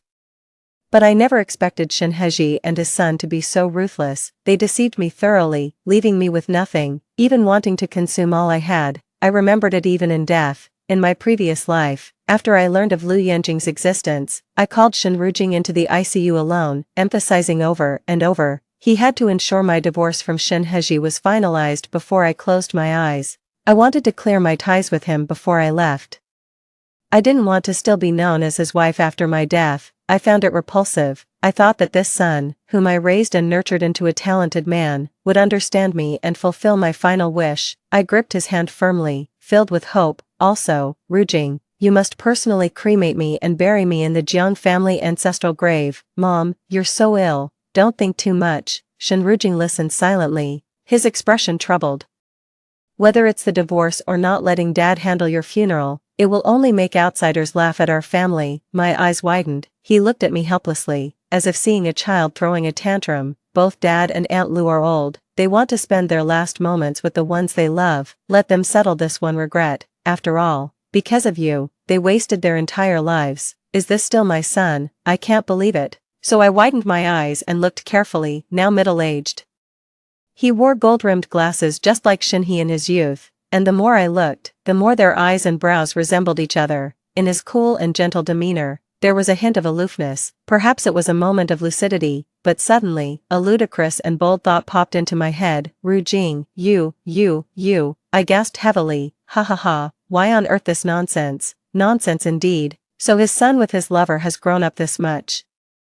The machines connected to my body started to emit a sharp alarm. Shin Gu Jing panicked and stood up to call for a doctor, but the ones who came in were Lu Yanjing and Shinhee. Mom, what are you doing here? He turned and instinctively exclaimed. It came out so naturally and familiarly. Lu Yanjing, ignoring the resistance from father and son, walked straight towards me. She sat by my bed, took my withered hand, and spoke calmly. Jiangning, I know you have many questions. You've raised Gu Jing so well. I definitely had to thank you personally. Yanjing, Gu Jing. My gaze wandered over the three faces. So that's how it is. Lu Yanjing smoothed her white temples, authoritative. You've spent your life doing good deeds. There's no need to make everyone look bad now, is there? Shin Gu Jing mumbled and lowered his head, chiming in. Mom, think about your son too. My promotion evaluation is next month. Shen He, feeling guilty, looked away. A man who had been upright all his life now couldn't even look me in the eye. Good, good, good, you're all so wonderful. After a while, coming to terms with it, I pounded the bed and laughed bitterly. My life, Jiang Ning, from beginning to end, was spent making wedding clothes for others. Even in death, I'm being manipulated by others. My death was silent, and my life details were deliberately obscured. The public only remembers the renowned finance expert Shen He, who, after becoming a widower, reunited with his first love. This couple, separated for 60 years, finally tied the knot in the last stage of their lives, with no regrets and time well spent. The whole world cheered and celebrated for them, while I, who accompanied Shen He for a lifetime and devoted my life to him, was merely a footnote in their love story, not even worthy of a mention by name. Occasionally when people mentioned me, they said I almost made them miss out on a lifetime together, after I agreed to the divorce. Shen He said the same thing he did in his past life. Ning Ning, why don't you believe that whether or not this is true, it won't affect my feelings for you? I believed my grandmother's ghost. My indifference gave Shen He quite a headache. Ning Ning, divorce is not a joke. Let's not make decisions in anger. He turned and left, giving me the cold shoulder, confident that eventually I would come around. At 4:30 in the morning, my alarm rang. I sneered, turned it off and deleted the whole chain. Then continued to sleep soundly. Mom, I want to eat the braised beef noodles you make. You haven't kneaded the dough yet. I'm going to be late. Gu Jing knocked on my door. His intelligence was not fully inherited from Shen He, but his fussy and fastidious character was exactly like him. From a young age, he insisted on only eating meals prepared by me. Go find your dad, I said, pulling the blanket over my head. He paused for a moment, then closed the door firmly behind him. After a good night's sleep, I woke up radiant and carefully applied my makeup before making a long overdue phone call. Fu Yuyan, I heard you've returned to start a business and even got a celebrity girlfriend, something like Lu Yan, right? After my rebirth, I immediately looked into Lu Yanjing. As a popular idol, her information was easy to find. Online sources mentioned she was about to star in a big-budget film, supported by mysterious financial backers, essentially bringing capital to the production team. Before I died, I overheard from nurses that Lu Yanjing had married an overseas businessman, Fu Yuyan. Fu Yuyan passed away 3 years ago due to illness, leaving no children behind. That simplifies things. Unknown to many, I was adopted by the Fu family at the age of 12 and called Fu Yuyan brother for a year, because he had confessed to me, and I later fell for Shen He. I wanted to avoid endless complications and decided to completely cut ties with the Fu family. Who would have thought? By missing this connection, we ended up as the early departed original partners of Shen He and Lu Yanjing. When I met Fu Yuyan, I got straight to the point. I want a divorce. It could create a scandal that might ruin your girlfriend's public image, so maybe reconsider if you really want to support her.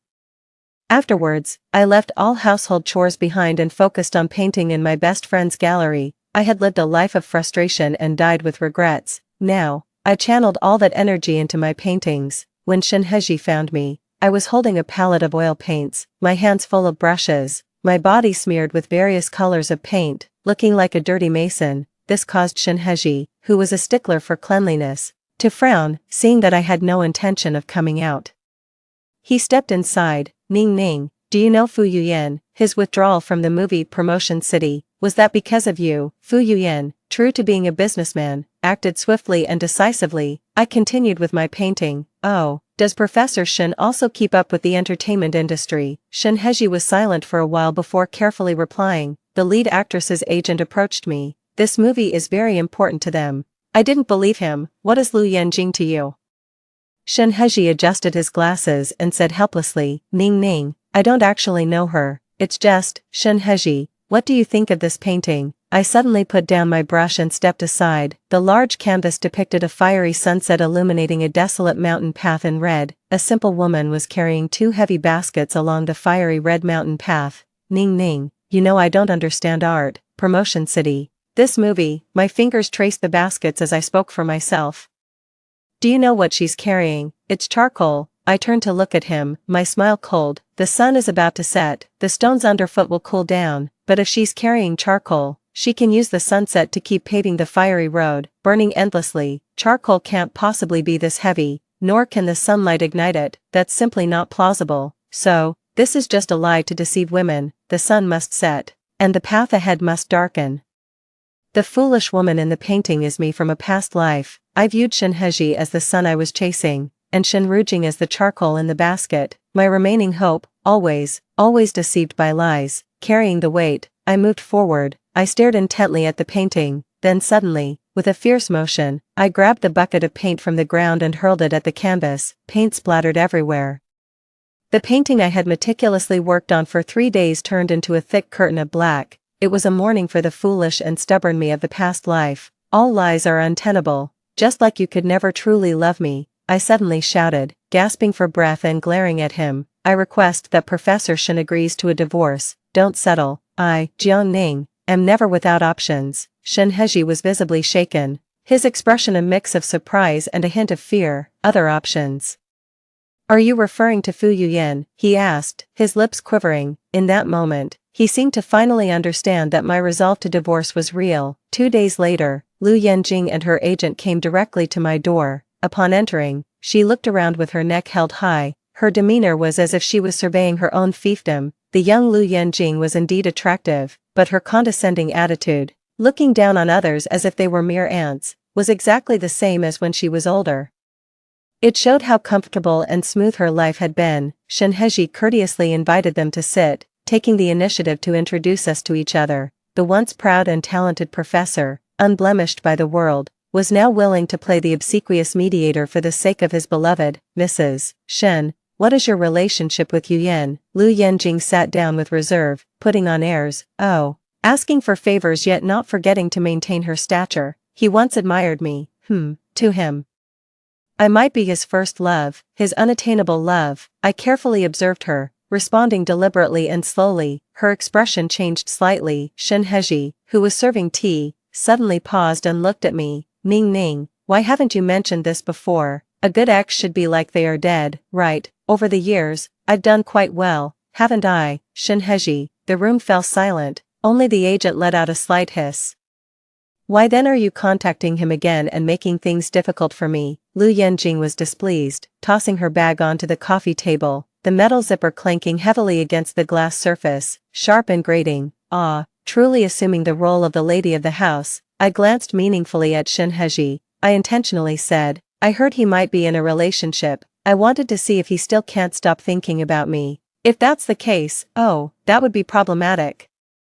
Absolutely ridiculous. Jiang Ning, you are already married, you even have an 8-year-old son. Lu Yanjing stood up, her white jade-like fingers pointing at me, visibly upset. I stood up and brushed her hand away unceremoniously, coldly saying, so what if I'm married? Can't I still think about my first love? You, not only think, I can also make him stay loyal to me in frustration. Are you biting me? Lu Yanjing finally realized something was wrong.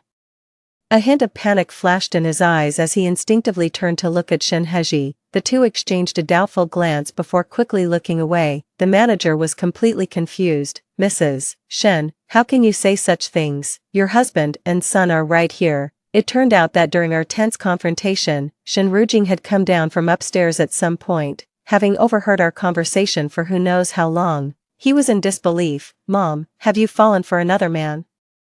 Is that why you've been ignoring me lately? Do you really not want me anymore? Lu Yanjing, frustrated, glared fiercely at Shenheji. Shenheji quickly stood up, trying to soothe his teenage son. Jinger, your mom is just upset with me. Please, go upstairs, we'll handle this. But Shenrujing wouldn't listen, his gaze fixed on me, as if waiting for me to admit it myself. I pretended not to see, and casually sat back down. Oh, Jinger, how ironic. Choosing his name was just so I could openly call him Jinger. Ningning, adults' issues shouldn't involve children, it's detrimental to Jinger's development. After coaxing his son downstairs, Shenheji frowned and scolded me unhappily. How amusing. He could say that adult issues shouldn't involve children, so, should children's issues involve adults? Should a young woman in her prime, like me, pay for their passionate mistakes, serving as a mere titular nanny? Lu Yanjing stood up in anger, grabbed her bag, and stormed out, bumping hard into Shenheji's shoulder. Ha, your wife really lacks manners, just a shallow, low-level woman. I don't believe Fu Yuyan would withdraw his investment because of her. Let's just wait and see, I said confidently behind her back. Miss Lu, I believe you. After all, who hasn't been someone's first love, if not Fu Yuyan? There's always another sucker. As soon as I finished speaking, Lu Yanjing almost tripped at the threshold, practically fleeing in panic. I watched her leave, arm in arm, in silence. Unfortunately, her other sucker, Shen Heji, is currently just a professor trying to build his career in academia. His reputation for being young and good-looking surpasses his academic achievements. He's not reliable yet, otherwise they wouldn't have had to painfully split up due to reality. Jiangning. Fu Yuyan investing in Prompt City is a business move, beneficial for him. Why must you do this? Shen Heji sighed, his words full of sympathy for Lu Yanjing. I smiled faintly. Professor Shen, instead of criticizing me here, why don't you go to the financial world and persuade those business tycoons to lend Miss Lu a hand? His eyes behind the glasses suddenly narrowed, and he instinctively opened his mouth to ask me something. But ultimately, he lowered his eyes, sighed, and quietly walked away. I watched his retreating figure with a mocking look. Actually, my staging of today's drama was partly to vent my own frustrations and also to test the waters. If Shen Heji felt guilty and offered to divorce, if he gives me enough compensation, then I might consider him somewhat conscientious. But it's truly disappointing. He still avoids the issue, pretends to be unaware, and is determined to exploit me, shearing me like a sheep. My best friend tapped on my forehead and said, why make it so complicated? Just directly tell him you know Shen Rujing is their son. Shen Heji values his reputation. How could he cling to a sham marriage? She doesn't agree with my cautious approach, but she doesn't really understand Shen Heji. In my past life, he and Lu Yanjing schemed with all their might, concealing Shen Rujing's origins for decades without a whisper getting out. How could he tarnish his reputation as a professor just because of my words? Even if he doesn't care about himself, he would consider it for Lu Yanjing. Lu Yanjing, 27 this year, needs to transition from a pop idol to serious roles. This blockbuster film is crucial for her. It will determine whether she becomes an overnight sensation, establishing her career, or fades away as she ages and gets eliminated. Then there's the gossip with Fu Yunian.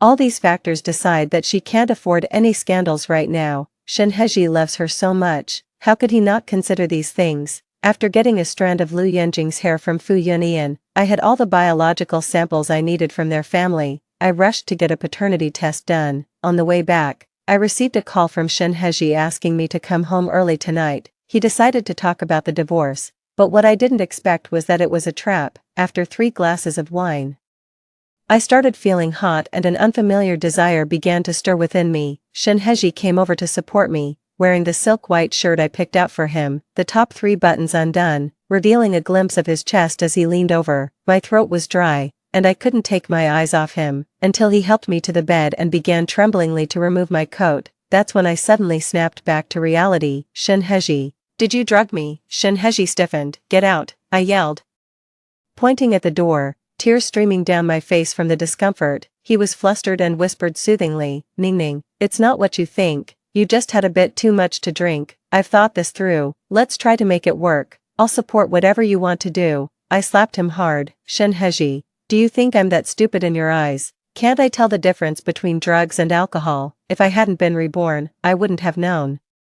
I would have thought I was finally seeing the light at the end of the tunnel. He was ready to sacrifice, and I was too moved to suspect anything wrong with the wine. Who are you trying to impress with this heroic, sacrificial act? I pointed at his nose and yelled, I've seen you bloated, balding with a beer belly, greasy enough to make someone sick. I also know how ugly you look with a face full of orange peel skin, smelling like an old man, covered in age spots, with sagging skin hanging over your belly. You think by slipping me some cheap drug, you can make me comply? That's really funny. Overwhelmed by the heat in my body, my words came out harsh and my thoughts scrambled. After the outburst, I pushed him away, shocked and embarrassed, and ran out of the house. It started raining halfway, and I ran desperately, the cold wind hitting my face. Running and running, I suddenly stopped, propped myself up on my knees, and laughed breathlessly. Jiangning, you're right in your scolding, aren't you? Isn't it true? Without the filter of love, decades later, isn't Shen Heji exactly as bad and ugly as I described him? To hell with his gentlemanly demeanor, his noble character, and his brilliant talents. After standing in the rain for half an hour, I realized I really had a fever, so I called Fu Yunyan. When I woke up again, I was in the hospital with an 4 in my arm. Jiangning, what are you and your husband up to? Fu Yunyan looked displeased as he handed his phone to me. It was his WeChat conversation with Lu Yanjing. Yunyan, Jiang Ning is just trying to spite her husband and seeking validation from you. She's a full-time housewife. What does she know about movies? If you really care about old times, you shouldn't indulge her nonsense. Everyone in the city knows she's madly in love with Shen Heji. Scrolling up, there was a video of more than a minute, under home surveillance. Shen Heji and I were having a candlelit dinner, gazing deeply into each other's eyes. Then I leaned on him, and he helped me into the room. I scoffed coldly and handed the phone back to Fu Yunyan. Then I called the doctor and explained the situation. Bastard, Fu Yunyan cursed, hands on his hips. After the doctor left, Ning, they can forget about this money. It's absolutely outrageous to think you have no one to support you, he said as I fought back tears. No.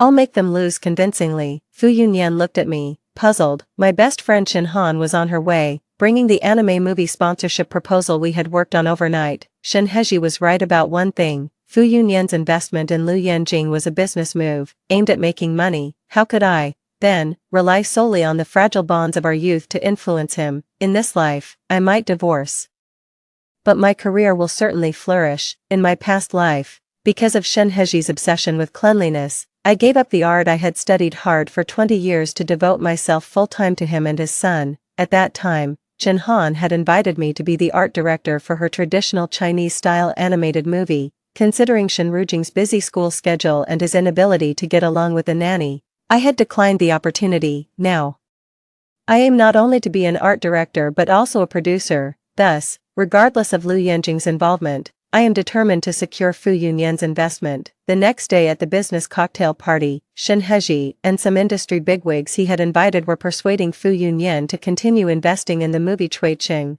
The director of Cui Qing was also present. I'm sorry, Director Zhou, but I've decided to invest in Director Chen's movie Neza instead. Which Director Chen?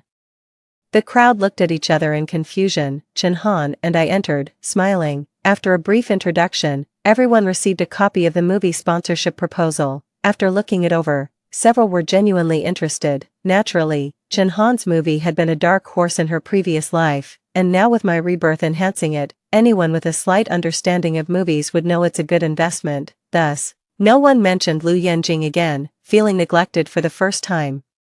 Her eyes immediately reddened. Jiang Ning, let it be enough. To spite him, you've dragged so many people into your act. It's too reckless. I'm afraid you won't be able to end this smoothly. Shen Heji furrowed his brows and rebuked me in front of so many people. Then he turned to look at Fu Yunyan. Speaking earnestly, he said, President Fu, as Yanjing's boyfriend, you should know how important the movie siege is to her.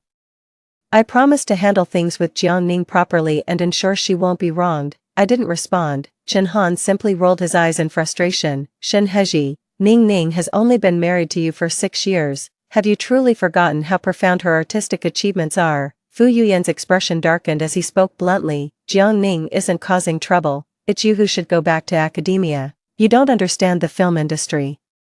Ignoring Shen Heji's displeased expression, he pointed at Lu Yanjing. Moreover, let me clarify one thing. My relationship with Miss Lu is purely professional. Professor Shen, you'd better understand your position before you speak. Lu Yanjing, who had been forcing a smile, could no longer hold it in. She set down her glass and quickly left the event. Overnight, she lost not only a major transformative production but also a powerful financial backer. And I haven't even played my trump card yet. Uncertain whether he was embarrassed or pained by Lu Yanjing's situation, Shen Heji hesitated for a moment before hurrying after her. The crowd looked at me with sympathy. I just smiled. I didn't take it to heart. On the day the paternity test results came out, Shen Heji returned home drunk. Professor Shen, who usually avoided socializing and despised the pursuit of fame, had set aside all his pride for the woman he loved. Yet, he remained cold and aloof before me all his life.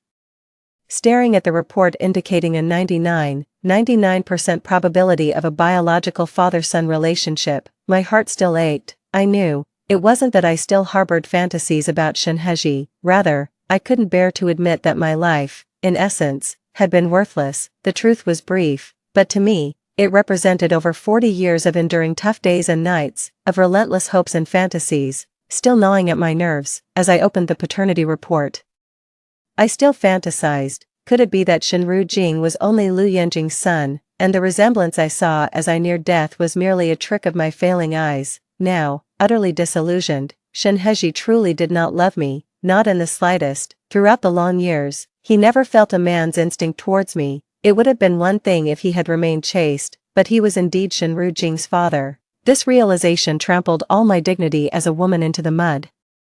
A surge of hatred welled up inside me, and I bit my lip until it bled. Shen Hezhi, I've decided, I want not just a divorce but also to leave you to them. I suddenly spoke out in the dark dining room. Shen Hezhi looked at me in shock and turned on the light. Why should I patch up your filthy, broken world? This is something you three should face together, I said emotionlessly. Shen Hezhi's face turned pale, his eyes clearing from their haze. He approached, his hands trembling as he picked up the report. After a long while, he lowered it slowly, his voice hoarse. Ning ning, you know. Yes, I know. Nearly a minute of silence. He knelt before me, choking back tears. He recounted his past with Lu Yanjing to me. Back then, he was just a poor college student, unapproved by Lu's parents. The night they broke up, they impulsively slept together after drinking, due to lack of experience. It was 3 months before Lu Yanjing realized she was pregnant.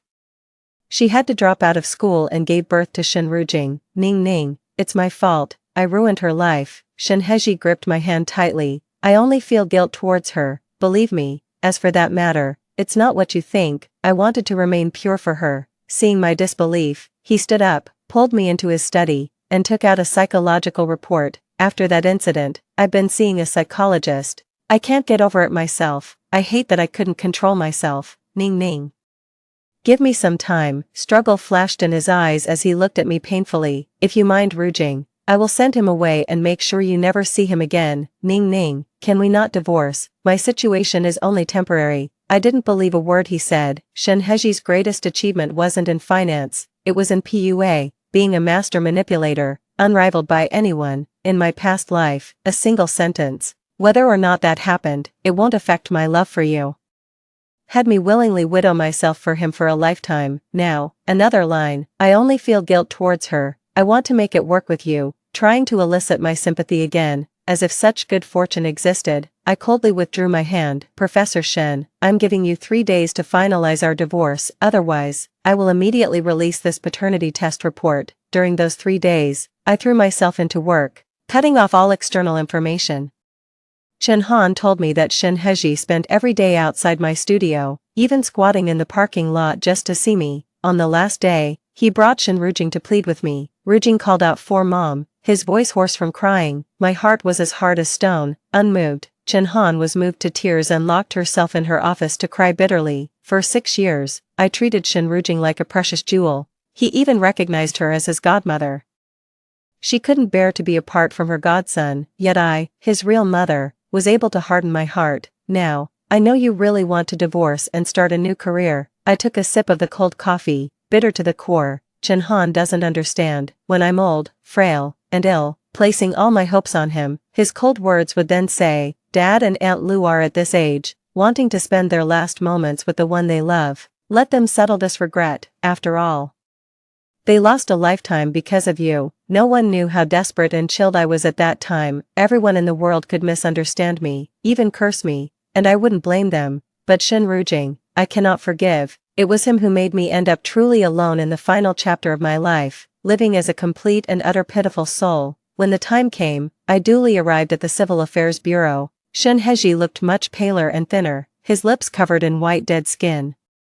Dark circles under his eyes like someone who had been ill for a long time. He looked as if a gust of wind could knock him over. Jiang Ning, do we really have to end up like this? He asked. I pursed my lips and looked into the distance. He seemed to want to say more, but finally he just said, It's right for you to cut your losses. I'm really not sure about my illness. I shouldn't hold you back. The staff member asked him. Have you made up your mind? A flash of reluctance crossed his eyes. Then he silently nodded. The stamp fell, permanently ending the twisted fate between us. Whether he truly didn't want to divorce or was afraid I'd reveal Shen Rujing's origins, I no longer wanted to pursue it. Leaving the Civil Affairs Bureau, Fu Yuxing's sports car was parked across the street. Before parting, Shen Hezhi spoke his final words to me. He said, Lu Yanjing was just a youthful impulse, a thing of the past. From now on, he would take good care of Shen Rujing and have no further involvement with her. His sincere and firm demeanor seemed entirely different from the 80-year-old Shen Hezhi. 6 months later, The film was released and achieved great success. At the celebration party, Fu Yuxing hugged me excitedly and spun me around a few times. Ning Ning, welcome back. This is the real you. I knew you would succeed, I screamed, dizzy and overwhelmed. Pounding on him, put me down, haven't you made a fortune too? Chen Han teased him, suggesting that with a successful investment, he should perhaps return to Australia, as a hefty dividend was inevitable. During those 6 months, as long as I worked late in the studio, he was there with me, even moving his office over. The staff joked about never seeing such a dedicated investor. They even whispered that the Fu family might be bankrupt, relying on this investment for a comeback. When he heard this, he'd laugh and reply, I can't face my parents until I've won my wife over. Yet, in those 6 months in the glitzy entertainment industry, he was completely scandal-free. Eventually, everyone realized his target had always been me. From being indifferent at first, I moved to disbelief. I hadn't expected that a small love letter from our youth would turn into his fervent pursuit so many years later. When Chen Han privately asked if I would accept him, I subconsciously countered, does someone really love me? She paused, laughed, and tapped my forehead. My big producer, you're now worth billions, are you kidding me? Then it dawned on me, oh, here I am at 27, still harboring dreams and pursuits of love, full of vigor, believing in the echo of constant thoughts, not like in my past life, where after over 40 years in a loveless desert, I believed I wasn't good enough to be loved, aimlessly toiling away my life. An elderly lady ended up with nothing, so I told Fu Yunian that it might take a long time for me to believe that he loves me. He said it was okay, he would wait. One day, Chen Han rushed into my office with a wedding invitation in hand. It's strange, Shen Heji is actually going to marry Lu Yanjing. This is so unlike his previous behavior, he said, something's off. He hasn't stopped trying to win you back these past few months. Why would he do something that's like digging his own grave? I glanced at the wedding invitation and was drawn to the handwritten signature of the groom. I abruptly stood up. A ridiculous thought crossed my mind. Shen Heji had also been reborn, only I knew that the way these 3 characters were written was his new signature, designed specially for him after his 50th birthday, which he used until he was 80. On the day of the wedding, I secretly went to the banquet wearing a mask. Soon after Lu Yanjing was announced as the new female lead in the movie Prompting the City, she issued a statement retiring from the industry. It was a high-profile move, and her fans proudly claimed that she was going back to take over her family's business, as she no longer cared for the entertainment industry. Regardless, it was a graceful exit. The Lu family's business had been declining, and it wasn't long before Lu Yanjing was busy attending matchmaking events. Though the candidates her father introduced were of questionable quality, which greatly dissatisfied her, the media often captured her leaving these meetings with a frown and in a huff, so before long, she went back to Shen Heji. Now, Shen Heji, as a renowned university professor with impressive academic achievements, was highly sought after following his divorce. For some reason, however, the two of them made no progress. When asked about his romantic life, Shen Heji always openly stated he had no intention of remarrying. During the toast at the wedding, I saw Shen Heji instinctively reach for his cane as he turned around, and I knew I was right. Some habits, etched deep in the bones, don't change overnight. Our eyes met. We recognized each other instantly. Outside the hotel in the parking lot, he stopped me. Regardless, Jiang Ning, thank you for letting things go, he said. His eyes were indifferent, emotionless. Certainly not the Shen Heji who had been unable to let go at the time of their divorce. I responded with a light smile. No need, it was about time. He nodded, somewhat emotionally. Seeing your achievements today makes me happy for you. Thank you, I said. Then, we fell silent. That was normal. After all, that's how we had spent the past several years. As we were about to part, he suddenly mentioned that he didn't understand why his younger self had rejected Lu Yanjing.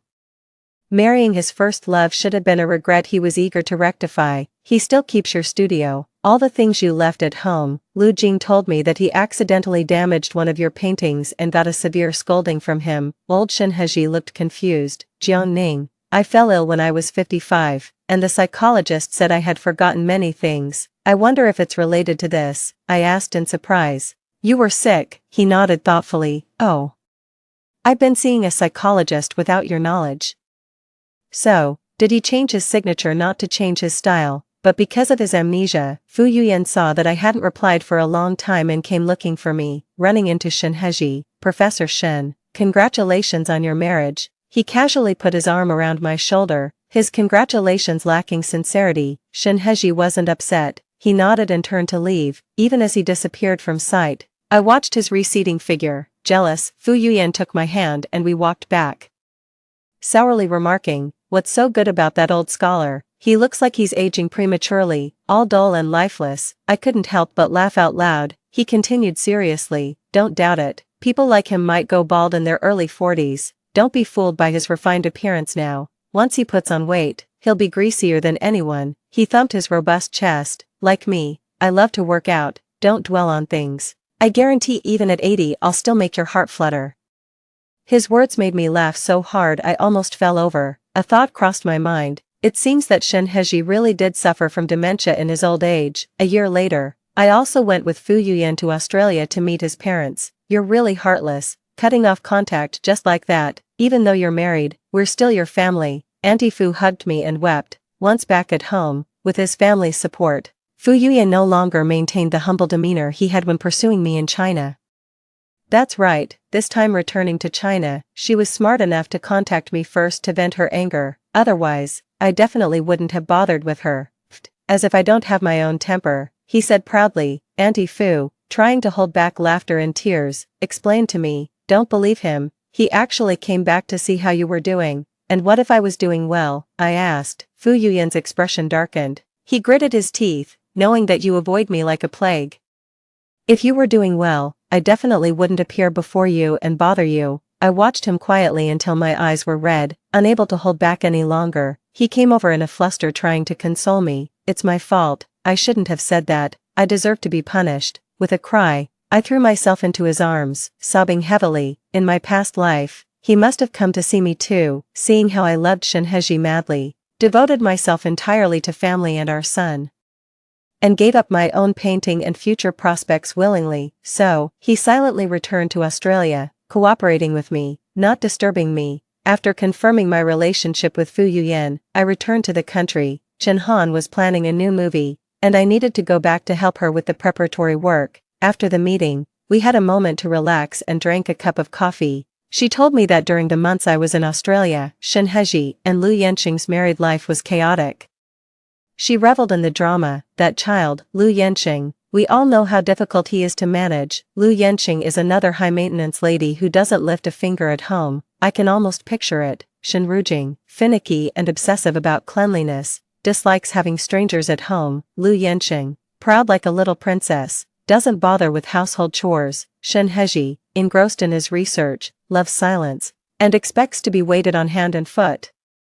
What kind of life does this family of three lead? Chen Han chuckled as he pounded the table. You wouldn't believe it, but now everyone at University A, both faculty and students, knows Shinheji isn't up to mark. Lu Yanqing ended up a widow right after getting married and is furious. She didn't even bother to save face for him. Shinheji, once placed on a high pedestal, has been hilariously knocked down. I just smiled faintly at this. Chen Han also mentioned that during their arguments, Shinheji would sigh, saying that Lu Yanqing couldn't compare to me. Unconvinced, Lu Yanqing methodically listed my dozens of virtues, leaving Lu Yanqing so angry she didn't return home for half a month. Now everyone is guessing when these two will finally divorce. Meanwhile, a certain man, overwhelmed with official duties abroad, overjoyed to hear about Shinheji's inadequacies, hurriedly called me to confirm the news. I simply ignored him. After the movie wrapped up, Lu Yanqing found me. Her former glory gone, she slumped down and threw a divorce certificate at me. Jiangning, did you do this on purpose, raising those two to be so critical? Were you trying to get back at me? I stirred my coffee gently. I've taken such good care of your son, and this is your attitude. She was taken aback. You're so dedicated, why not just live well with them? Why come and disrupt my life? If it weren't for you, I wouldn't be in this situation. Do you love Shinheji? I asked. She replied irritably, I love Fu Yunyan. Shinheji and I were never meant to be. I understood, whether to love or not, for her and Shinheji, was a choice of convenience at the moment. They are both selfish, loving only themselves. If they loved each other, why could they endure half a century without contact, without missing each other, and peacefully live their own married lives? If they didn't love each other, why did they immediately reunite like passionate lovers as soon as their respective spouses passed away, as if they couldn't bear to be apart even in death? Now I understand. For decades, They stayed out of each other's lives because each had someone else to share their burdens. They couldn't give up the benefits and convenience. Their reunion and continuation of their past relationship was merely due to loneliness, lacking companionship, in the absence of better options. They were the best choice for each other. For the elderly Shinheji, being reborn allowed him to marry his first love in his youth, but in the end, it's me, the wife he betrayed, whom he can't seem to forget. Shinheji fell ill, insisting I visit him. Jiangning, I'm on my way out. He struggled to open his eyes and reached out to me tremblingly. I sat by his bed, quietly watching him. I remember. Didn't I promise you that apart from that one thing, I would give you the greatest honor a wife could have, that in this life, I would only ever be with you, I will never betray you. Yes, you've said that before. I didn't shy away. His eyes saddened as he spoke, but I forgot. I found another woman, and I got married again, so, this must be my punishment. I didn't respond, and he slowly closed his eyes, succumbing to a feverish delirium. I knew then that the older Shinheji had passed away. He couldn't merge with his younger self. He had a successful life, both in family and career, yet he always dwelled on the first love he had hurt, Liu Yanjing. He had the chance to go back to his youth and rectify his regrets, but he discovered that the so-called perfect mending was uglier and more unbearable than the regret itself. He couldn't accept this reality.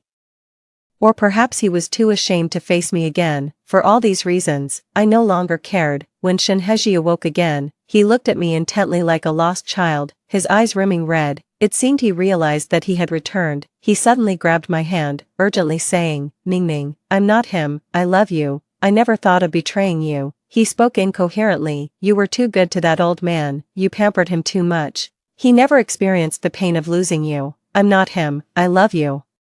After everything, I clearly know that I love you. Give me a chance. I will change. I pulled away my hand and shook my head. Shinheji, this is you. You can't change. Your personality prevents you from recognizing and seizing what is beautiful. You see others' love as a sign of weakness. So, when he was successful, he looked down on me, ignored me, acting high and mighty, as if he were my deity. But when I truly left, you became afraid, so, he belittled me, and now he's groveling. In his previous life, did he really win? Now I know, he did not. His best years were not spent with the one he loved. He could have had a passionate and vibrant life with me, but he failed to seize it. Instead, we wasted our lives on each other. I am at peace now. For such a Shinheji, no matter who he marries, it's a waste. No matter how many times he is reborn, he is destined to miss out on happiness. And I, with a clear conscience, still have a bright and splendid future. To the old Mrs.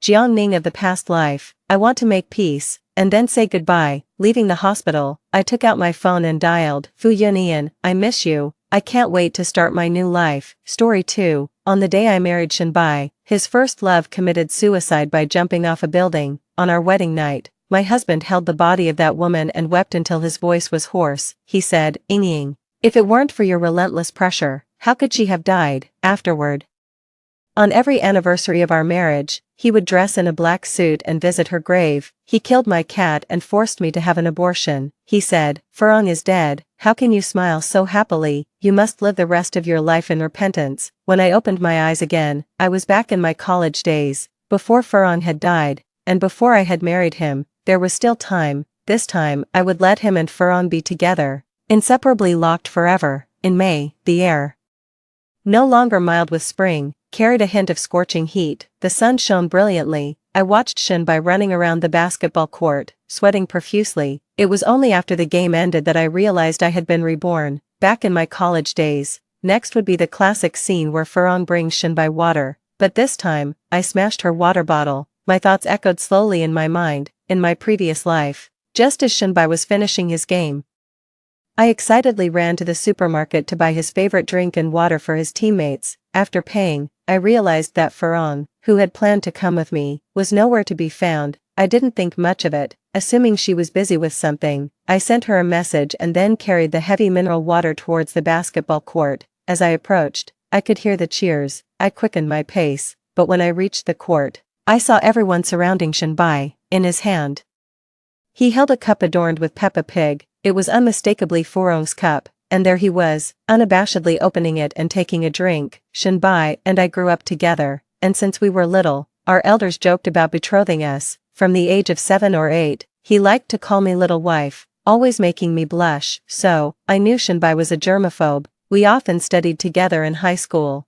And once I accidentally drank from his cup, although he didn't say anything. His normally calm brow was deeply furrowed. Later, I saw the cup I drank from discarded in the trash. Since then, I knew he had a strong aversion to germs, just like his mother. Seeing Shinbai drink from Furong's cup made me realize they had been hiding a deeper connection from me. Had they exchanged bodily fluids? Was that why he no longer physically recoiled from her? In an instant, I felt nauseated. Meanwhile, I also remembered, I'm not sure when it started, but Shinbai always includes a mango-flavored milk tea whenever he buys some for me. I'm allergic to mangoes, and Mu Furong likes mango flavor. Whenever he gives me a gift, Mu Furong inevitably receives the same. In a past life, I raised the issue, but he just smiled and said, "Ying, she's your best friend and she's not well treated at home. If we don't treat her well, who will?" It seemed reasonable. In my past life, my thinking was simple, never questioning deeper motives. Even before this basketball game, it never crossed my mind that Shinbai might like Mu Furong. After all, he had promised me early on that he would marry no one but me. Too, in kindergarten, he always saved his share of candies for me. In elementary school, if other kids pulled my hair, he would pull me behind him and fight them, 1-against-5, covered in bruises. He would say that he was a man and it was his duty to protect me. During our middle school years, amidst the throes of young love, while other students avoided relationships, fearing a bad reputation for puppy love, he would buy me soda, catch cicadas for me, and pick flowers. He once told me privately, "Ying, we are meant to be together, so it's okay for us to be closer than others at this time." I laughed, feeling a bashful flutter in my heart, my smile sweet and tender. In high school, amidst the rigors of academia, we became the brightest spots in each other's lives. To be with him, I gave up my strengths and chose science, pushing myself to the limit with endless studying. My efforts paid off, and we ended up at the same university. From then on, we were inseparable, the envy of others. So, in a past life, when I discovered his secret dealings with Mu Furong, I couldn't hold back. I rushed forward and smashed Mu Furong's water cup to the ground. He froze for a moment, probably feeling that I had embarrassed him in front of everyone. He shoved me hard. By a twist of fate, I stumbled backwards, tripped over a rock and fell, sprawling ungainly on the ground. It was quite undignified. The surrounding students mocked me loudly. He acted as if he hadn't seen me fall. Bending down to pick up the pink water cup, I landed hard on the concrete, the pain bringing tears to my eyes. Struggling to get up, I noticed blood on my palm from scraping it on the ground. Beside me, Mu Furong, seeing me rise, quickly started with a plaintive tone, "Ying, don't be mad. I just saw that big brother Shen was sweating a lot under the sun, and I was worried he might get dehydrated." Her voice trailed off as she looked down, twisting her fingers. Tears streaked down her pale face, truly a sight that evoked pity. As she spoke, she reached out to pull me in. I shrugged off her hand, and she hurriedly retreated to Shinbai's side. "Big brother Shen, it's all my fault. I shouldn't have offered you my water bottle. I saw you sweating a lot. I'm sorry." She continued to apologize. "Please don't be angry with Sister Ying. It's all my fault. I didn't think it through." Shinbai remained cold-faced, relentlessly insisting that I apologize to Mu Furong, accusing me of being unreasonable. He even questioned me. "What's wrong with taking a sip from someone else's water bottle? Do you want me to die of thirst?" "Ying, I really didn't know you were so petty. Furong is your friend, your best friend. Can't you be more accommodating? When we get married in the future, will you be intolerant even of a female mosquito near me?" His buddies laughed exaggeratedly at this. Someone even joked that my jealousy stemmed from my deep care for Shinbai. "Lucky you, brother Shen."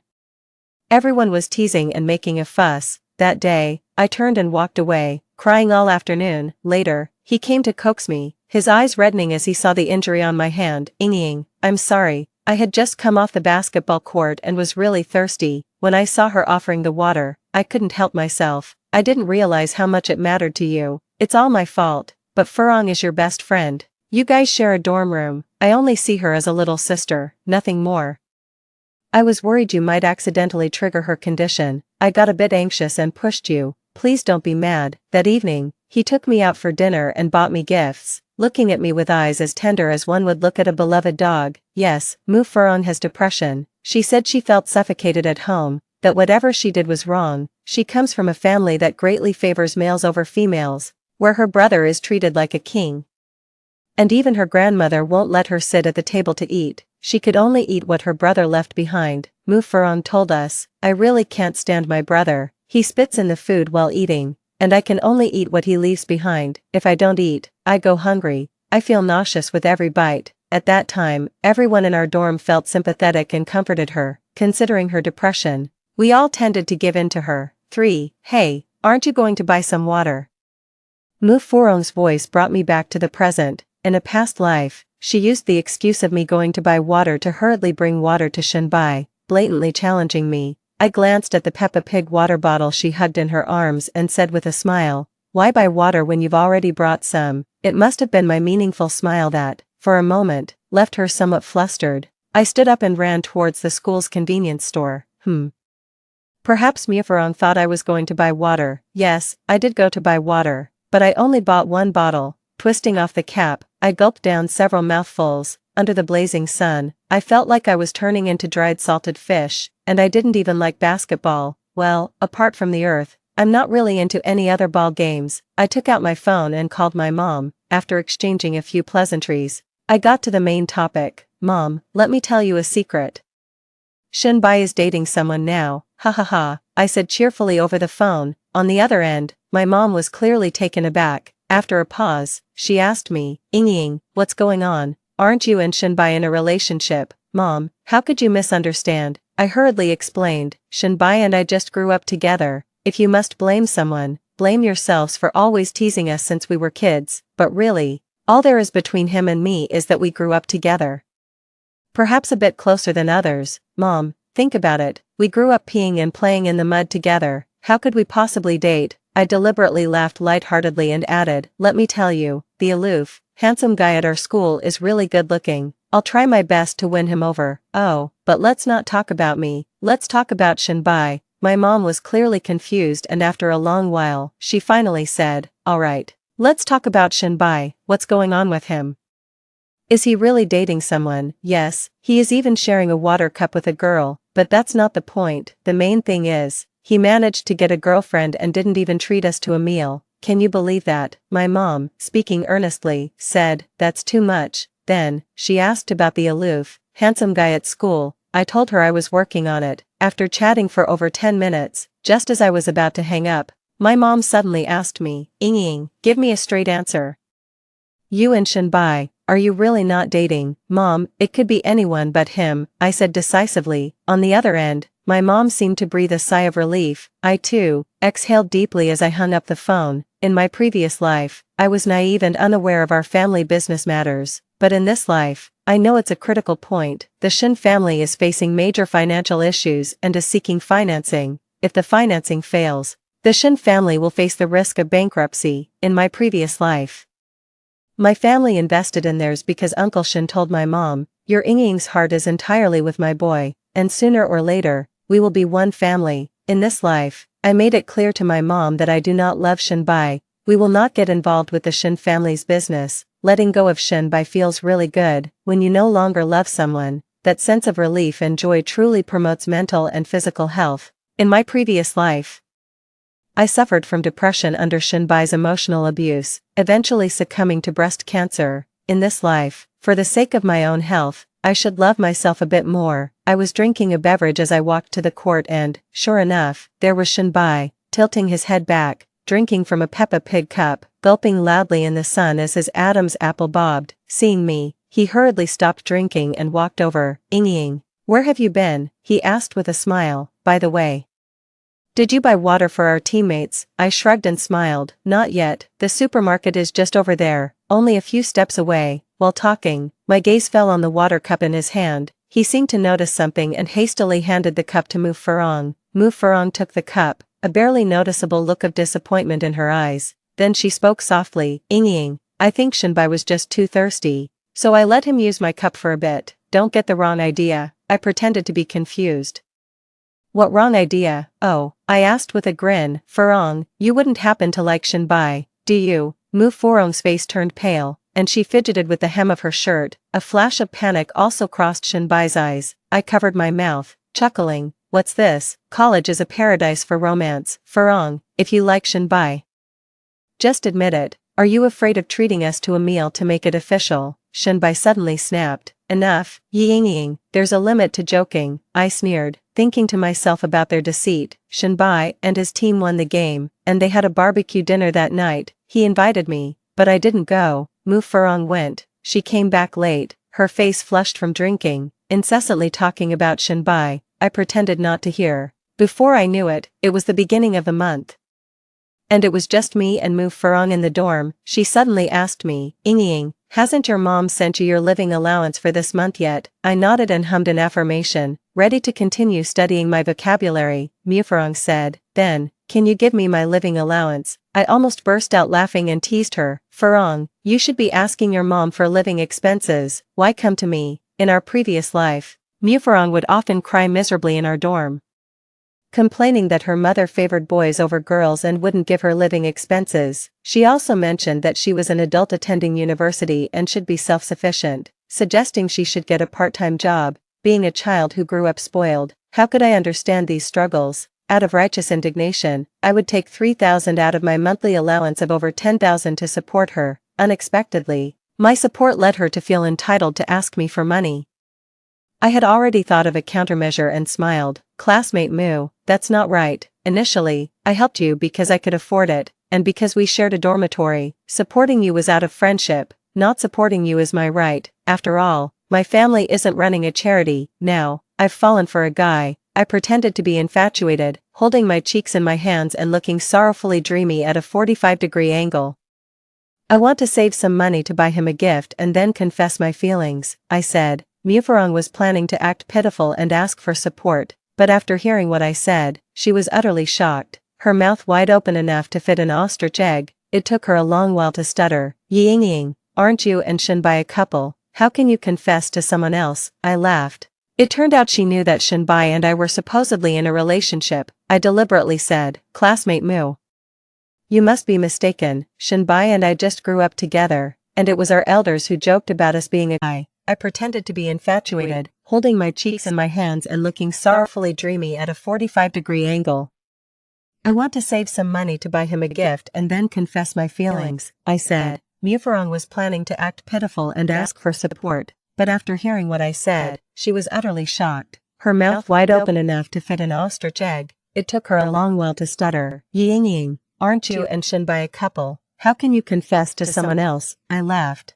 It turned out she knew that Shenbai and I were supposedly in a relationship. I deliberately said, classmate Mu, you must be mistaken. Shenbai and I just grew up together, and it was our elders who joked about us being a couple. How does that make us a couple? If anything, blame Shenbai for having no sense of boundaries, which caused no boys to pursue me in university. I think I should keep some distance from him in the future. Look, I didn't even go out to dinner with him after he won his last match. With that, I threw my arms open dramatically and exclaimed, sweet love, here I come. Initially, Mu Furong looked upset, but then she burst into laughter, seemingly overjoyed. She probably thought that without me in the picture, Shenbai was all hers, and she could marry into a wealthy family. That afternoon, Shenbai called me to meet at the school's cafe. I went, ready to clear things up. After sitting down at the cafe, he got straight to the point and asked me, Ying, what are you trying to do? What? I feigned ignorance and asked, Shenbai, just say what you need to say. We've been together for so long, and now you suddenly go silent. You tell me you want to date a guy, that you like someone else. His voice rose sharply. This caused many in the cafe to look our way, gearing up to catch the latest gossip. With a calm smile, I responded, Shenbai, when have we ever been in love? Just because our elders joked about it a few times, or because we've known each other since we were kids, you thought it was love. He suddenly stood up, pointing at me, and said, Ying, you're just a flirtatious woman. I've loved you wholeheartedly, pampered you, since we were kids. I picked flowers and caught cicadas for you, fought for you, helped you with your studies, and now that we're in college, you just plan to erase all that. He was extremely agitated, even shouting, classmates, won't you judge this for yourselves? The cafe, being on campus, was quite crowded. I stood up and from my bag, I took out a few items and threw them on the table. Shenbai, don't act like you're so devoted. What about the time you and Mu Furong were in a hotel room exchanging intimacies? Why don't you mention that? If we were really dating, would that not be considered cheating? I thought, since we all grew up together, I could forgive you for not liking me and liking another girl, so, what now? Am I the flirtatious one, can't control your own desires, slept with another woman, and you have the audacity to call me flirtatious, while speaking? I threw a stack of indecent photos onto the table and the floor. Grabbing my bag, I turned and walked away. After I was reborn, I immediately hired a paparazzo to keep an eye on Shinbai and Mu Furong, obtaining photos of them together. In fact, these were not intended for Shinbai. After all, he's not married, nor is she. His cheating is his own business. I just need to be clear about it. Not blinded by love like in my previous life, I needed solid evidence to quietly show my parents. To let them know that there's no future between me and Shinbai. No matter what the Shin family says, they should not invest in them. This time, I definitely won't let Shinbai use the family company to bind me for life, nor will I allow him to qualify as the CEO of the group. By evening, the whole school was abuzz with the gossip about Shinbai from the finance department, playing two sides. Hey, did you guys hear? Yes, from your finance department, really good at scheming. Hooking up with another girl while still blaming his childhood friend and girlfriend for fancying someone else. Wow, that's explosive. I dug it up. The affair is with someone named Mu Furong, who's even in the same dorm as his childhood friend. You like Shinbai, and I have no objections to your relationship. But that doesn't stop me from despising you deep down. I don't want to see you. Strawberry Roll quickly pulled me aside and said, Ying, let's go. Don't mind her. Mu Furong's eyes reddened. On the verge of tears, she loudly said, you all just favor the rich and despise the poor. Seeing my family has no money, you all fawn over Ying. Iris glared at her fiercely and said aloud, you're broke and still you manage to steal someone's boyfriend. With that, she turned and walked away. In fact, after the affair between Mu Furong and Shinbai was exposed, they openly became a couple. It's unclear what set Mu Furong off. She started to pick fights with Shinbai, demanding this and that, always comparing herself to me. She scoffed at clothes worth a couple of hundred yuan for being downmarket, despised non-branded bags as being unsuitable to carry, and criticized jewelry bought from Taobao as trash. She wanted clothes worth thousands, bags worth tens of thousands, and jewelry made of gold, jade, and pearls. Shinbai had a decent amount of pocket money, but he often needed it to entertain his friends lavishly, while it was fine for him to buy small gifts for Mu Furong. Spending hundreds or occasionally over 1,000 yuan, buying luxury items like tens of thousands worth of bags or gold bracelets was beyond his reach. He began borrowing money from friends and making excuses to ask for more from his family. Initially, the Shin family was unaware of Shinbai and Mu Furong's relationship. The Shin family's finances were in deep trouble, facing the risk of bankruptcy. Shin's father started raising funds everywhere. Naturally, in such situations, close friends and family are the first ones considered. The Shin family had approached my family early on, but my parents, being cautious about business matters, decided to wait and see. Later, after my mom told my dad about Shinbai and Mu Furong's affair, my dad was very annoyed and instead invested in another project. I knew that project from my past life experiences. It was a real cash cow. So, I subtly hinted this to my mom. My parents, being astute, assessed and then invested in this project. After learning this, Shin's father came to our house, inevitably reproaching my parents, accusing them of forgetting past friendships and not helping him out. My dad just smiled ambiguously. Then, Shin's father couldn't help but complain about me. Olji, I know my family's finances are in trouble, facing the risk of bankruptcy, so you're reluctant to invest. But think about it, your Ying's heart is all for my son. The Yi and Shin families, sooner or later, will be one family. What's the use of holding on to your money? Listen to that. Is that something one should say? In other words, it's like saying, your daughter loves my son, and since you only have one daughter, all your assets will eventually belong to my son. Whether you give it sooner or later, you'll have to give it. Why hold on to it? To put it bluntly, it's nothing short of extortion. Upon hearing this, my mother couldn't hold back and scoffed coldly. Old Shin, since when has Ying ever liked your boy? They are just two kids who grew up together and went to school together. Don't you dare tarnish my Ying's reputation. And to top it off, your boy has already been dating someone in school. Oh, and I heard she's mentally ill. Shinbai sure has some peculiar taste. As she spoke, my mother threw a stack of photos she had received from me at Shin's parents. Instantly, the expressions on the faces of the elderly Shin couple changed. The Shin family's financing failed, their bank loan was due, and they were sued by the bank. Not only were the Shin family's assets frozen, but their real estate was about to be auctioned off by the court as well. Shinbai was unaware of all these events. Mu Furong, in her desire to marry Shinbai and now without me as an obstacle, was thus doubling her efforts, gently coaxing him with tender care. This greatly satisfied Shinbai's pride and machismo on a certain level. However, the good times didn't last. Just when Mu Furong thought that her relationship with Shinbai was set in stone, Shin's mother found the school and came straight to our dormitory. She slapped Mu Furong across the face upon seeing her. Then, Shin's mother grabbed Mu Furong's hair and started beating her brutally. "I'll beat you to death, you shameless tramp, you little vixen," Shin's mother cursed and yelled. Mu Furong was beaten to tears, initially unaware that the fierce old woman was Shinbai's own mother.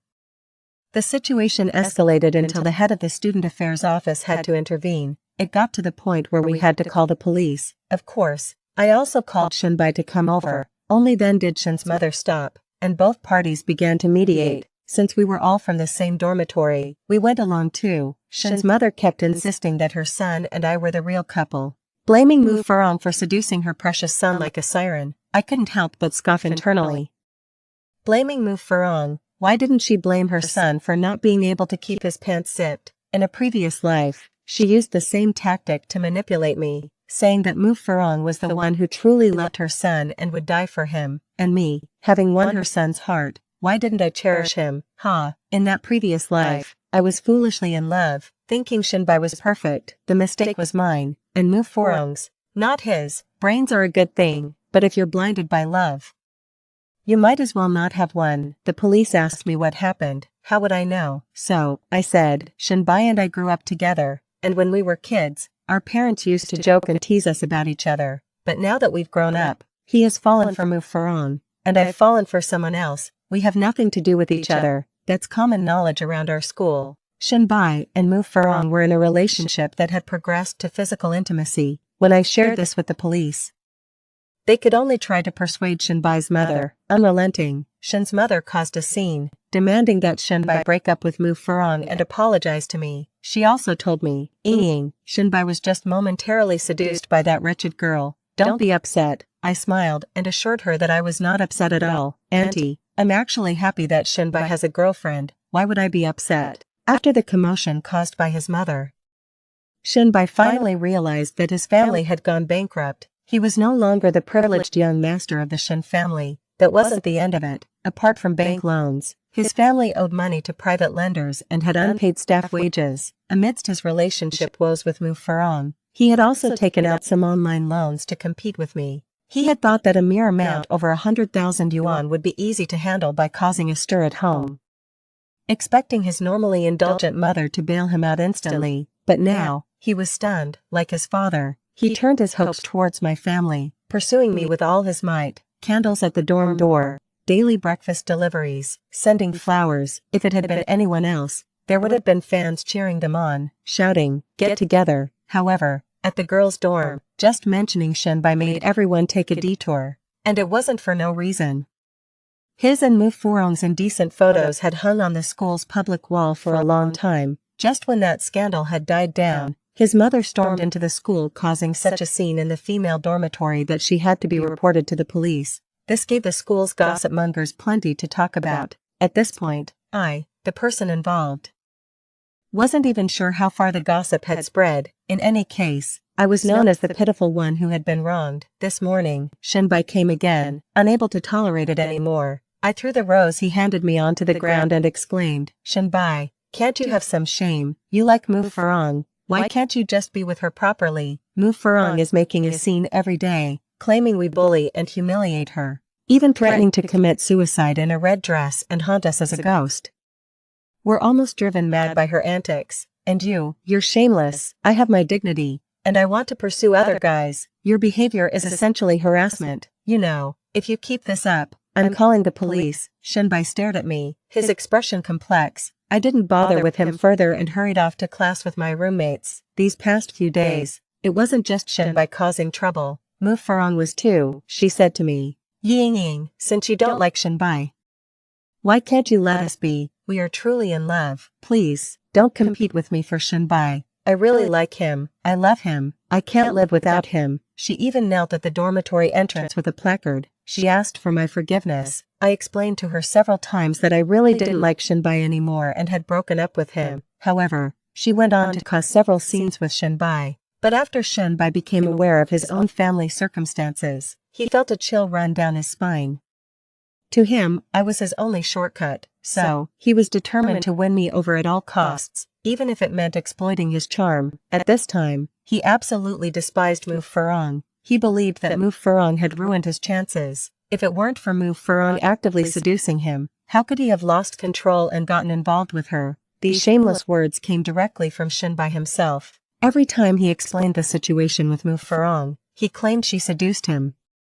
He even said that it was normal for a 20-year-old man to have needs. He even told me that it was a sign of his healthy physique. If I hadn't been reborn, I couldn't imagine how my childhood friend, my once close playmate, could become so shameless. As the final exams approached, we were all too busy to focus on anything but our studies. Unexpectedly, right after the exams ended, a strawberry roll, little Iris, and I were leaving the exam hall.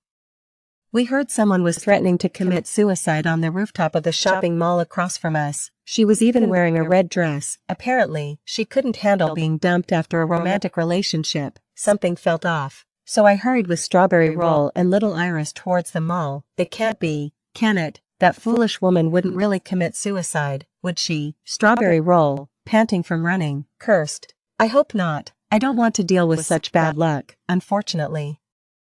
We did end up facing this tragic event. In both her past and present life, Mu Furong couldn't escape the fate of suicide. She already suffered from mild depression, and after being dumped by Shinbai and scorned by everyone else, she became despondent. Shinbai also constantly provoked and insulted her. Eventually, just like in her past life, she resolutely chose to end her life by jumping off a building. But this time, the person who drove her to desperation was Shinbai, who had loved her deeply in their previous life. When we arrived, her body had already been taken away, and a distraught Shinbai was being questioned by the police. Since it was a suicide, Shinbai was quickly released. However, he fell seriously ill after being released, reportedly due to the shock. After all, seeing Mu Furong in her bright red wedding dress dead before him was understandably shocking. But after recovering from his illness, Shinbai began to talk nonsense. He claimed he was the CEO of Qingye Group, owning billions in assets and several luxury houses. He said he wanted to marry me. He staggered to my front door. Coincidentally, my mother, worried that Mu Furong's death might have shocked me, had just taken me on a trip and we were returning home. Seeing him in his disheveled, almost homeless appearance, she frowned deeply. Ying, I found you at last. You see, I was just down on my luck for a while. I will have money. Truly, do you believe me? No, that's not right. At this point, he shook his head and said, marry me, Ying. This time, I will truly cherish you and never let you down. I was really just deceived by Mu Furong. I called security and had him thrown out. Shinbai went mad. To pay for his medical treatments, Shinbai's parents worked everywhere and borrowed money. Life became even harder and more unbearable. Of course, all these had nothing to do with me or my family anymore. A year later, at the business cocktail party of Qingye Group, I ran into Su Yi, the aloof school heartthrob who I often jokingly mentioned to my mom, holding a glass of red wine. He smiled with a refined elegance. Miss Yi, I heard from your aunt that you've admired me for a long time, he said, as he confidently presented his business card QR code on his phone. I felt so awkward I could have dug a castle with my toes. Girls at school who admired him could line up all the way to the Atlantic. Couldn't I just make a casual remark? Well then, can I admire you? And maybe we add each other as friends, he said cheerily. What happened to the aloof persona? As the party ended and I was heading to the door, Shinbai suddenly burst out, shouting at me, Ying, it's not like that. It's not like this. How can you fancy someone else? I know you love me, truly love me. As he spoke, reeking and looking like a vagrant, he reached out to embrace me. Because of his beggar-like appearance and the stench he carried, security dragged him away. I walked up to him and just looked at him, and after a long while, I finally said, Shinbai.